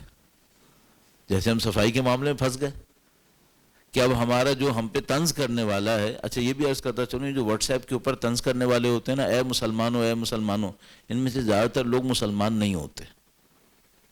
جو اس طرح سے لکھ رہے ہوتے ہیں مسلمانوں کو تھوڑا سا ڈیگریڈ یا ڈپریس کرنے کی خاطر، تو یہ معمولاً ٹرک ہوتی ہے جو ان کی طرف سے ہو رہی ہوتی ہے. میں نہیں کہہ رہا کہ ہم صحیح کر رہے ہیں، نہیں، لیکن اس طرح سے ڈپریس کرنے سے بھی کوئی فائدہ نہیں ہوگا، اس سے کوئی نتیجہ نہیں لے پائیں گے ہم. تو میرا اپنا یہ خیال ہے کہ ہم اگر اسلام کے احکام کو عقل کے ساتھ بیان کرنے کی کوشش کریں گے، یہ احکام قابل فہم ہے، یہ لوگوں کی سمجھ میں آئیں گے. اب ایسی ایک مثال آخری سلسلے میں، کچھ دن پہلے میں دیکھ رہا تھا کہ امریکہ میں ایک ادارہ ہے جو بیک بون کے پین کے سلسلے میں اس نے ایسوسیشن وغیرہ بنائی ہوئی ہے. تو اس میں انہوں نے ایک انسٹرومنٹ ڈیولپ کیا ہے جس سے آپ بیک بون کی پین کے لیے کچھ ایکسرسائزز کرتے ہیں اور اس سے آپ کو ریلیف ملتا ہے. اچھا، وہ جو ایکسرسائز ہے وہ میں آپ کو تقریباً سکون سے کہہ سکتا ہوں 90% کم از کم ہمارے سجدے کی پوزیشن ہے، کم از کم 90%. صحیح ہے. اچھا، ہم نے اس کو ایکسیپٹ نہیں کیا، ان لوگوں نے اپنی عقل لڑا لڑو کر اس کو ایکسیپٹ کر لیا کہ ہاں یہ وہ پوزیشن ہے. صحیح ہے. اچھا، اب فرض کر لیتے ہیں وہ ایکسرسائز پھیل گئی اور امریکنز وہی کرنا شروع ہو گئے تو پھر ایک عجیب سین ہوگا، مسلمان سجدے نہیں کر رہے ہوں گے اور امریکنز کر رہے ہوں گے. یہ دین بہت آسانی سے پھیل جائے گا. آپ یہ دیکھیے ہم اور آپ کہاں ہوں گے. دیکھیے نہج البلاغہ میں ایک جملہ ہے، بہت خطرناک جملہ ہے. امام نے فرمایا کہ خدا کا واسطہ قرآن کے بارے میں محتاط رہنا، اس پر عمل کرنے میں غیر تم سے آگے نہ نکل جائیں. اس پر عمل کرنے میں غیر تم سے آگے نہ نکل جائیں. یہ نہج البلاغہ میں ہے. اگلا سوال، وقت کی تیزی سے بدلتی بلکہ لپٹتی بساط بتاتی ہے کہ تھوڑے عرصے میں ہم امام کے سامنے ہوں گے انشاءاللہ. ایسے میں ہماری جہد، سوچ اور عمل کیا ہونی چاہیے؟ میرا اپنے خیال ہے صرف ایک پوائنٹ، امام کا حکم کیا ہے، دیٹس اٹ. المعروف ما امرتم بہ والمنکر ما نہیتم عنہ. یہ جملہ زیارت آل یاسین کے آخر میں آتا ہے. نہیں کہا مولا آپ امر کرتے ہیں معروف کا، آپ نہیں کرتے ہیں منکر سے، یہ نہیں کہا. لکھا ہے کیا؟ معروف وہ ہے جس کا آپ امر کرتے ہیں، منکر وہ ہے جس کی آپ نہیں کرتے. آپ صرف ایک ایجنڈا پہ کام کریں، امام کیا چاہتے ہیں، دیٹس اٹ. یہ ون اینڈ اونلی راستہ ہے. اس کے علاوہ جو آپ مغز میں اور آپ مغز ماری کریں گے وہ غلط ہوگی. تو امام کی تشریف آوری اگر اتنی نزدیک ہے تو صرف ایک پوائنٹ ہے, اس پر عمل کریں. درود بھیجے گا محمد و آل محمد.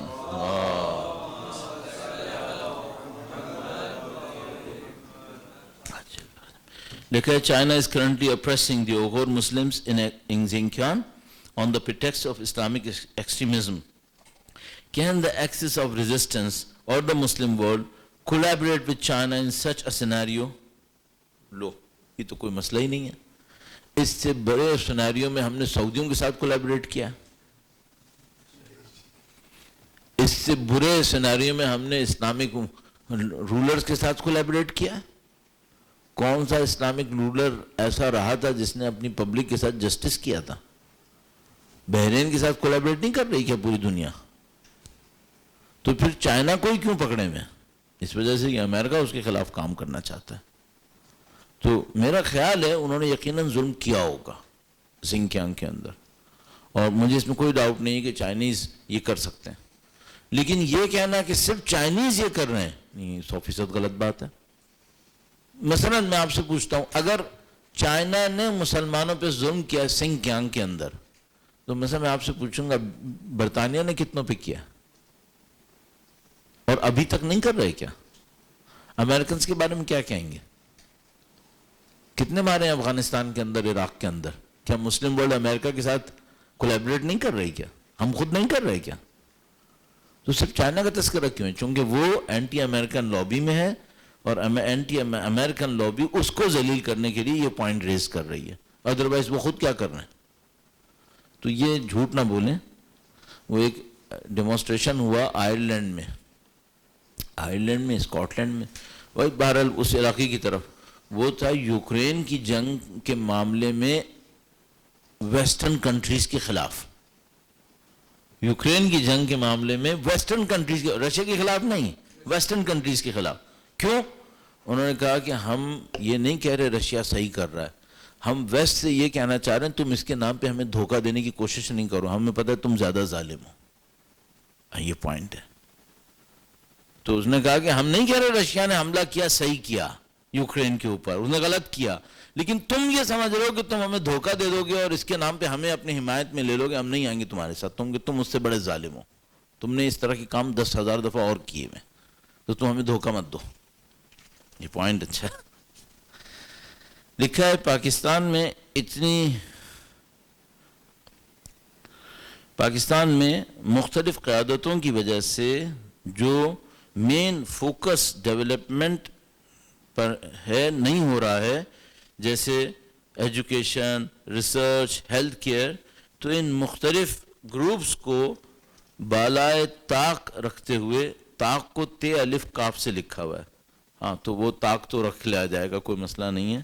یہ طاق جو ہے وہ طاق جھانک ہے, یعنی دیکھنا, تو بالائے طاق یعنی ان کو نظر انداز کرتے ہوئے. خیر صحیح ہے, آپ سمجھ رہے ہیں نا, بالائے طاق تازہ والی تا الف اور قاف سے ہوتا ہے, نہ کہ تے الف اور کاف سے. باہر یہ اردو تو آج کل ویسی بیچاری مظلوم بنی ہوئی ہے, تو مسئلہ شاید دیکھا ہی نہیں ہے اس وجہ سے. ہاں تو انہوں نے لیکن طاق جھانک دیکھی ہے, تو اس وجہ سے ہاں. تو ان مختلف گروپس کو بالائے طاق رکھتے ہوئے کن بیسس پر ورکنگ شروع کی جائے؟ دیکھو بھائی, مجھے سمجھ میں آتا ہے, میرا خیال میں اسلام کی جو فنڈامنٹلز ہیں ان میں سے ایک انسانوں کی زندگی سے مشکلات کو دور کرنا ہے. یہ اسلام میں بہت اہم ہے. اہل بیت کی زندگی میں, ائمہ کی زندگی میں یہ چیز بہت امپورٹنٹ ہے کہ انسانوں کی زندگیوں سے مشکلات کو دور کیا جائے. اچھا, اب وہ جو مشکل ہوتی ہے وہ بعض اوقات یہ ہوتی ہے کہ آج دوپہر کا کھانا دے دو. بعض اوقات مشکل اتنی آسان نہیں ہوتی, اس میں بہت گہرائی ہوتی ہے. آپ کی جتنی طاقت توانائی میں ہے آپ اس گہرائی تک چلے جائیں, یہ آپ کے بیسس ہو مل کر کام کرنے کی. تو آپ کہیں پر بھی ہوں, کسی بھی گروپ سے وابستہ ہوں, آپ یہ سوچیں آپ نے کچھ انسانوں کی زندگیوں سے مشکلات کو حل کرنا ہے, اور جتنی گہرائی تک آپ جا سکتے ہیں آپ چلے جائیں. تو میں نے عرض کیا مثلا ایک تو وہی ہو گیا کہ بھائی آپ جائیں باہر, جتنے لوگ بھوکے بیٹھے ہیں ان میں سے 5-10 کو 20-25 جتنی آپ کے ریسورسز ہیں آپ کھانا دیں اور واپس آ جائیں. اچھا, دوسرا راستہ یہ ہوگا کہ آپ ان میں سے کچھ لوگوں کو کچھ جابز کے اوپر, کچھ کاروبار کے اوپر لگائیں تاکہ کم سے کم یہ تو اپنے 4 بچے پالنے کے قابل بن جائے. اچھا تیسرا یہ ہوگا کہ آپ نے ایک پلیٹ فارم کریٹ کیا, اس میں 200-300 لوگ جاب کر رہے ہیں تاکہ 200-300 لوگوں کو روزگار مل جائے, ایک پلیٹ فارم کریٹ کر کے. میں اسکول کو ایسے دیکھتا ہوں, میں اسکول کو جاب اورینٹیشن ویلیوز میں دیکھتا ہوں. ہم نے 2007-8 کے قریب اسکول کی کوشش کی, تو اس میں چند سالوں کے اندر 5 سال کے اندر میرے خیال میں ہم اس جگہ پہنچ گئے کہ ہمارا ایکیڈیمک نان ایکیڈیمک اسٹاف 100 سے اوپر تھا اور 850 بچے وہاں پہ پڑھ رہے تھے. تو میں یہ سوچ رہا تھا اچھا اس کے اوپر جو ٹوٹل ہماری انویسٹمنٹ ہوئی ہوگی 5-6 سال میں, وہ میرے خیال میں شاید 6-7 کروڑ ہوئی ہوگی. تو میں سوچ رہا تھا کہ میں 6-7 کروڑ روپے میں کوئی ایسا پروجیکٹ کھڑا نہیں کر پاؤں گا جو 100 گھرانوں کو روزگار دے دے. ہاں تو آپ ہمیشہ جائیے گا پلیٹ فارم بنانے پر, ایک ایسا پلیٹ فارم بنائیں جس کے اوپر زیادہ سے زیادہ لوگ ہوک ہو سکیں اور وہ اپنے روزگار تک پہنچ سکیں. اب یہ آپ کی مرضی ہے, آپ کیسے کریٹ کریں گے اس کو. تو بیس یہ ہے لوگوں کی زندگیوں سے مشکلات کو حل کرنا. درود بھیجے گا محمد و آل محمد پر. آل محمد. بڑا انٹرسٹنگ کوشچن ہے, لیکن آپ سب لوگ اتنے تھکے ہوئے ہیں, اللہ آپ کی تھکاوٹ دور کرے انشاءاللہ تعالی. اللہم صلی علی محمد آل محمد وعجل. Role of Christians and Christianity in relation to Islam, beneficial or detrimental with respect to Catholic, Orthodox, Protestant. یہ یقیناً وہی صاحب ہیں جنہوں نے پہلے والا سوال دیا تھا. And their alignment towards coming of Imam Zamana and future predictions about them in Islam. سب کا سب ایک سوال میں, اور میں جیسے کہا برزخ جنت آخرت وہ سب. اس سوال میں ایک بہت خوبصورت حصہ ہے. امام کی تشریف آوری پر کرسچنز کا رول پازیٹیو ہوگا یا نیگیٹو ہوگا؟ تقریباً تمام روایات ہمیں یہ سکھا رہی ہیں کہ کرسچنز کا رول پازیٹیو ہوگا. ایک سرٹن ٹائم تک کرسچینٹی امام کے اگینسٹ رہے گی, سرٹن ٹائم تک. اس کے بعد وہ ٹرن کریں گے. ہم سب کو معلوم ہے وہ کب ٹرن کریں گے, جب حضرت عیسیٰ علیہ السلام خود تشریف لائیں گے اور وہ امام کو تائید کی نظر سے دیکھیں گے. وہاں سے کرسچینٹی کا رول پازیٹیو ہے. تو میں بیسیکلی کرسچینٹی کے رول کو پازیٹیو دیکھتا ہوں, اور میرا اپنے خیال ہے یہ ہماری ضرورت ہے کہ ہم کرسچینٹی کے ساتھ کنیکشن میں رہیں اور ان کے اوپر کام کریں. الحمدللہ کچھ لوگ یہ کام کر رہے ہیں, کچھ گروپس ہیں لندن میں بھی ہیں, دنیا کے مختلف کونوں میں بھی ہیں کہ جو کرسچینٹی کے ساتھ اس کنیکشن میں ہیں. تو لندن میں ایک سیمینار ہوتا تھا اور اس میں 1 سال انگلینڈ میں ہوتا تھا, 1 سال ایران میں ہوتا تھا, اور اس میں دونوں طرف کے علماء کنٹریبیوٹ کرتے تھے. اس کے اوپر کچھ بکس بھی چھپی ہیں. میرے خیال میں ڈاکٹر شمالی اس کو لیڈ کرتے تھے. تو اس طرح کا بہت پازیٹیو کام ہوا ہے, پاکستان میں بھی ہو سکتا ہے, اس کے اوپر محنت کریں تو ہو سکتا ہے. تو کرسچینٹی کا رول پازیٹیو ہے, ہمارے خیال میں پازیٹیو ہے. لکھا ہے there is a group of مومنین working under a certain famous cleric کو لکھا ہے clerk. They are working in a good manner but are not engaging with or observing other مومنین organizations. What should we do? Join them, avoid them, stay silent. صحیح ہے. سب کو معلوم ہے کس کا تذکرہ ہے, بریکٹ میں نام بھی لکھا ہوا ہے, میں نے سینسر کر دیا تھا.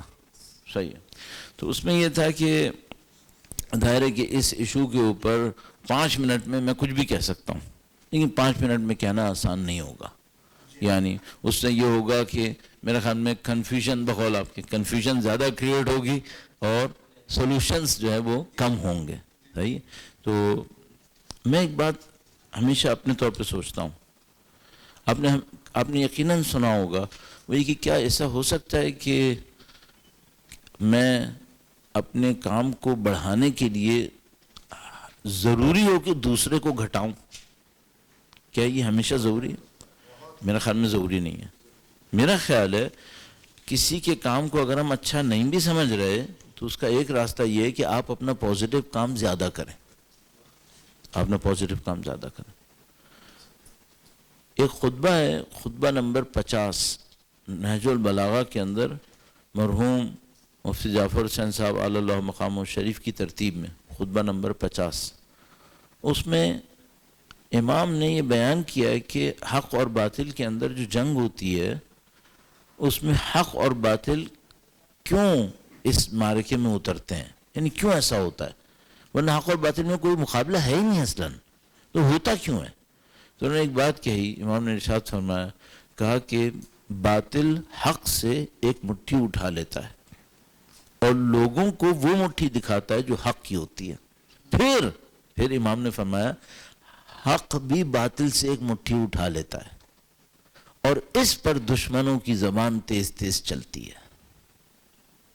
ہاں، بس دو باتیں ہوتی ہیں، ایک تو باطل حق سے ایک مٹھی اٹھاتا ہے اور وہ لوگوں کو وہ دکھاتا ہے جو حق ہے. دوسرا مسئلہ کیا ہے؟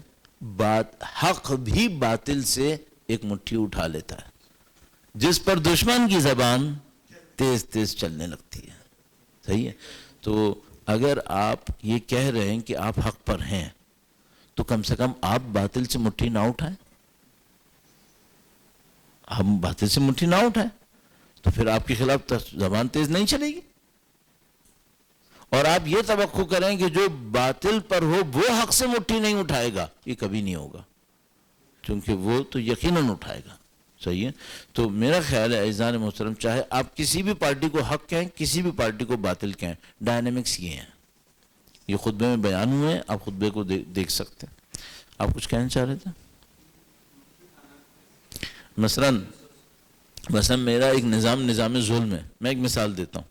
مثلا فرض کریں میں استحصالی طاقت ہوں، معاشرے کے اوپر، مزدوروں کے اوپر ظلم کرتا ہوں، جبر کرتا ہوں، میرے کارخانے زبردست چل رہے ہیں.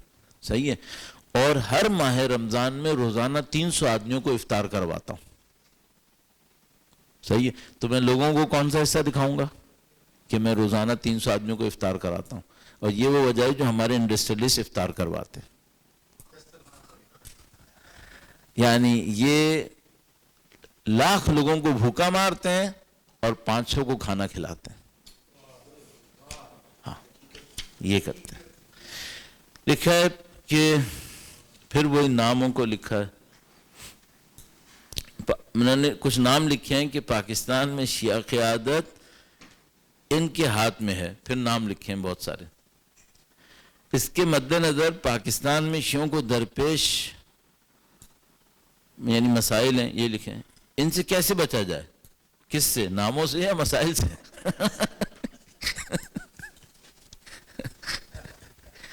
صحیح ہے. Is COVID-19 a reality, a hoax, a method of biological warfare or punishment from God? میرے خیال میں سب کا مکس ہو سکتا ہے، سب کا مکس ہو سکتا ہے. یعنی یہ بھی ہو سکتا ہے کہ ہمیں ایک جہالت کی سزا مل رہی ہو کہ ظالم ہم پر مسلط ہو گئے ہو. یہ خدا کے نظام میں ہے کہ بھائی جب تم امر بالمعروف نہی عن المنکر ترک کرو گے تو اشرار کو تمہارے اوپر حکومت دے گا. روایات میں ہے ہمارے پاس.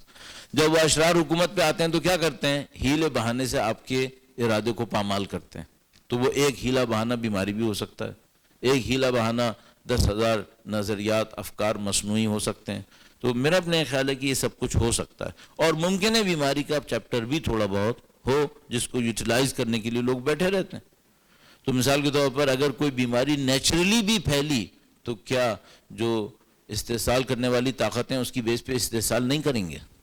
پھر بھی کریں گے، چاہے وہ نیچرلی آئی ہو، اور ممکن ہے نیچرلی نہ آئی ہو، انہوں نے ڈالی ہو. یہ سب چیزیں پاسبل نہیں ہیں.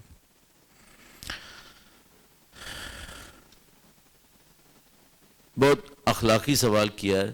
کہا جو تھوڑی سی نیکی دن میں ہوتی ہے اس کو رات تک بچانا اور برقرار رکھنا بہت ہی مشکل ہوتا ہے. رات تک شیطان کام تمام کر چکا ہوتا ہے. اس نیکی کو ضائع ہونے سے کیسے بچائیں؟ ظاہر ہے اس کا سادہ سا جواب یہ ہے کہ ریاکاری نہ کریں، لیکن مسئلہ یہ ہے کہ یہ سادہ سا جواب عمل میں کیسے آئے گا؟ وہ اس کا ایک عجیب واقعہ ہے. شاید جس نے یہ کہا ہو انہوں نے ہمارا یہ لیکچر سنا ہو جس میں ہم نے اس کے اوپر بات کی ہے. وہ اس طریقے سے کہ ایک بندہ خدا تھا، اس نے ایک خواب دیکھا کہ وہ مر گیا یا اس کے ساتھ کوئی حادثہ ہوا، جیسے لائف آفٹر ڈیتھ کے ایکسپیرینسز ہوتے ہیں لوگوں کو شوق کے اندر، ٹراما کے اندر. تو اس نے دیکھا کہ وہ گیا حساب کتاب پر، تو فرشتوں نے اس کا حساب کتاب لیا. وہ بندہ خدا ٹھیک ٹھاک بڑا عالم دین اور اس کا کافی کام تھا، سوشل ورک بھی تھا. تو اس نے دیکھا کہ وہ کوئی چیز اس کے نامہ اعمال کے اندر وہاں پر نہیں ہے. تو بڑا پریشان ہوا. اس نے فرشتوں سے کہا کہ بھائی میں نے بہت کچھ کیا ہے، آخر یہاں پہ کوئی نامہ اعمال میں ہے ہی نہیں. تو اس نے کہا کہ وہ تم سب جو ہے وہ ضائع کر چکے ہو. تو اس نے کہا کہ کیسے ہو سکتا ہے کہ میں اتنا پاگل ہوں گا کہ میں نے اتنے اچھے اچھے کام کیے ان کو ضائع کیا. تو اس نے اس کو مثال کے طور پر مختلف سینز دکھائے کہ دیکھو تم نے یہاں پہ یہ کام کیا تھا نا، اور یہ لوگوں کے درمیان بیٹھ کے شو بازی کر رہے ہو، تو اس وجہ سے یہ ضائع ہوا، یہ ضائع ہوا، یہ ضائع ہوا. تو اس نے اینڈ تک پہنچتے پہنچتے کہا کہ اس کا مطلب یہ ہے کہ میں جہنمی ہوں. تو اس نے کہا کہ نہیں، ابھی کچھ بچت ہے تمہارے پاس. تو اس نے کہا وہ بچت کیا ہے، سب تو تم ختم کر چکے ہو. تو ایک جملہ ہے یہاں پہ، بہت خوبصورت جملہ ہے. اس نے کہا کہ تم لوگوں کی نیکیوں میں سے بچتی وہ یہ جس کو تم لوگ بھول جاتے ہو. چونکہ بھول جاتے ہو نا تو اس پہ شو بازی نہیں کر پاتے. ہاں تو میرا پوائنٹ یہاں پر ہے، نیکی کر کاش یہ کر لیں، اس سے بچ جائے گی، اس سے بچ جائے گی. تو اس نے کہا کہ کیا میری ایسی کوئی نیکی ہے؟ اس نے کہا ہے، تم نے ایک نیکی کی ہے، اس کا ثواب بہت زیادہ ہے. تو اس نے کہا وہ کیا؟ کہیں گے تم چھوٹے تھے، تم اور تمہارے بھائی کے درمیان باری لگی ہوئی تھی بستریں طے کرنے کی. مجھے تو اپنے بچپنے کا یاد ہے کہ لگتی تھی. تو اس نے کہا کہ تمہارے بھائی کی باری تھی اور وہ طے کیے بغیر اسکول چلا گیا تھا. تم نے اس دن اسکول نہیں جانا تھا. تم نے سوچا ماں آئے گی دیکھے گی کوڑے گی، تم نے خاموشی سے بستر طے کر دیے تھے. تمہاری ماں آئی اور اس نے دیکھا کہ تم نے اپنی باری کے بغیر بستر طے کر دیے. تو اس نے کہا بیٹا خوش رہو، تم بھول گئے تھے؟ ہاں میں بھول گیا تھا. کہ نہیں بس اسی لیے بچ گیا یہ، اس کا ثواب بہت ہے. تو بچانے کا راستہ کیا ہے؟ بھول جاؤ، بھول جاؤ. If you are saying that all oil demand will drop, wouldn't Russia's economy be affected and its journey towards creating an anti-American bloc? Depend کرے گا. یہ میرا خیال ہے ہر گروپ کو یہ کام کرنا چاہیے کہ وہ اپنی انکم کو ایسٹس میں تبدیل کرے. سعودیز نے حماقت دکھائی ہے کہ انہوں نے اپنے ریونیو کو ایسٹس میں تبدیل نہیں کیا، شو بازی میں لگایا. تو اگر رشینز وہ احمق ہوں تو وہ بھی یہی غلطی کریں گے، لیکن میرے خیال میں وہ اتنے احمق نہیں ہیں، بہت تیزی سے کام کر رہے ہیں. تو وہ اپنے پیسے کو حتیٰ جنگ میں بھی ضائع نہیں کریں گے. یہ لوگ استاد ہیں اپنے کام کے، بہت تیزی سے کام کر رہا ہے یہ، خاص کر ان کا جو پیوٹن ہے یہ بہت تیز آدمی ہے. تو میرا اپنے یہ خیال ہے کہ اس کو بھی پتہ ہے کہ یہ آئل اور گیس کی ڈیمانڈ ختم ہوگی جس کی بیس پہ وہ جنگ جیت رہا ہے ابھی. تو یہ اس کو سینیریو کو چینج کرے گا اور اپنے لیے ڈائیورسیفائی کرے گا اپنی انکم کو، میرا خیال ہے. امام خمینی نے کوئی لکھا کسی سیاسی ڈگری نہیں لی تھی، پھر بھی اس قدر سیاسی بصیرت کیسے آئی؟ کیا یہ تزکیہ نفس تھا؟ بالکل ایسا ہی تھا. بالکل تزکیہ نفس کے ساتھ ساتھ علم اخلاق کا جو ماہر ہوتا ہے وہ برے انسان کی نفسیات کا بھی ماہر ہوتا ہے. وہ علم اخلاق کے استاد تھے، تو وہ جانتے تھے کہ ایک حاسد انسان کیا کرتا ہے، ایک دنیا طلب کیا کرتا ہے، اس کے مقابلے میں خدا پرست کیا کرتا ہے. تو وہ انسانی نفسیات کو غیر معمولی گہرائی میں جانتے تھے. 4 حدیث جیسی کتاب انہوں نے 24-25 سال میں لکھی تھی، جبکہ 4 حدیث خود معرکہ ہے انسان کے نفس کو سمجھنے کے لیے. تو جو آدمی 24-25 سال میں 4 حدیث لکھ سکتا ہے وہ 70 سال تک پہنچتے پہنچتے تو انسانی نفسیات کا ماہر ترین انسان ہے. پھر اس خاطر وہ سیاسی بصیرت اور پھر ظاہر ان کی ایک الہی رابطہ وہ بہت اہم تھا.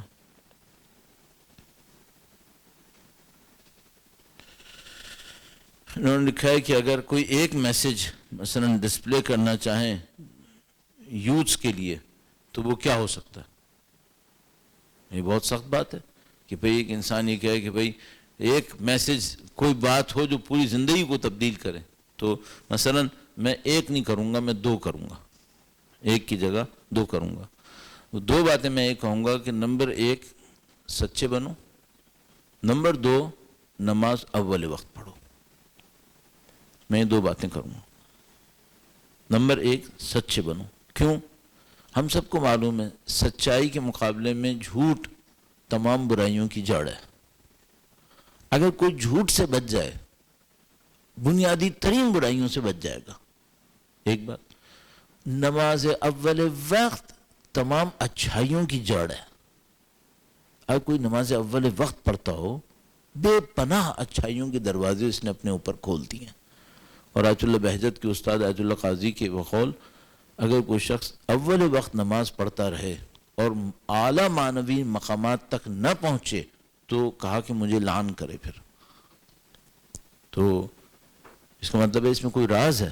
تو میں عرض یہ کروں گا سچے بنو، نماز اول وقت پڑھو. اب اس کا ایک پری کنڈیشن ہے. وہ پری کنڈیشن کیا ہے؟ پرخلوص رہو، پرخلوص رہو، ریاکاری نہیں کرو، کیونکہ ریاکاری وہ اول وقت نماز کو بھی ضائع کروا دے گی. تو ہم ایک دائرہ کھینچتے ہیں خلوص، اس کے اندر 2 پوائنٹ لکھ لیتے ہیں: سچائی، نماز اول وقت. That's it. یہ ہمیں ڈیولپ کر سکتی ہے انشاءاللہ. درود بھیجیں محمد و آل محمد صلی علی. آغا کا پھر سے بہت مشکور ہے، ممنون ہے انشاءاللہ کہ آغا نے ان سوالات کو بہت تحمل سے، اور ریپیٹیشن بھی تھی سوالات میں، مگر اس کے باوجود جوابات میں آغا نے کہیں بھی اس کو اگنور نہیں کیا. ہم اپنے ممبران جو یہاں پر تھے جنہوں نے ساری کمیٹی کو تشکیل دی اور جو آپ لوگ آئے اپنے سوالات لے کر، ہم آپ کے بھی شکر گزار ہیں. اب آغا سے ملتمس ہیں کہ وہ دعا پڑھا دیں، اور ریفریشمنٹس جو ہیں وہ پھر آغا کی دعا کے بعد انشاءاللہ ہم فورتھ فلور پہ. جو آپ کی دعا کے نہیں، وہ دعا کے ذمہ دار ہیں، وہ کہاں گئے؟ نہیں آغا دعائے خیر کر دیں. دعا خیر کرتے سب مل کے پڑھتے ہیں. میرے خیال میں سب سے بہترین کام یہ، سب مل کر انشاءاللہ. اگر آپ لوگ مناسب سمجھیں تو ہم لوگ کھڑے ہو جاتے ہیں. اس میں کیا ہے؟ بسم اللہ شروع کر. بسم اللہ.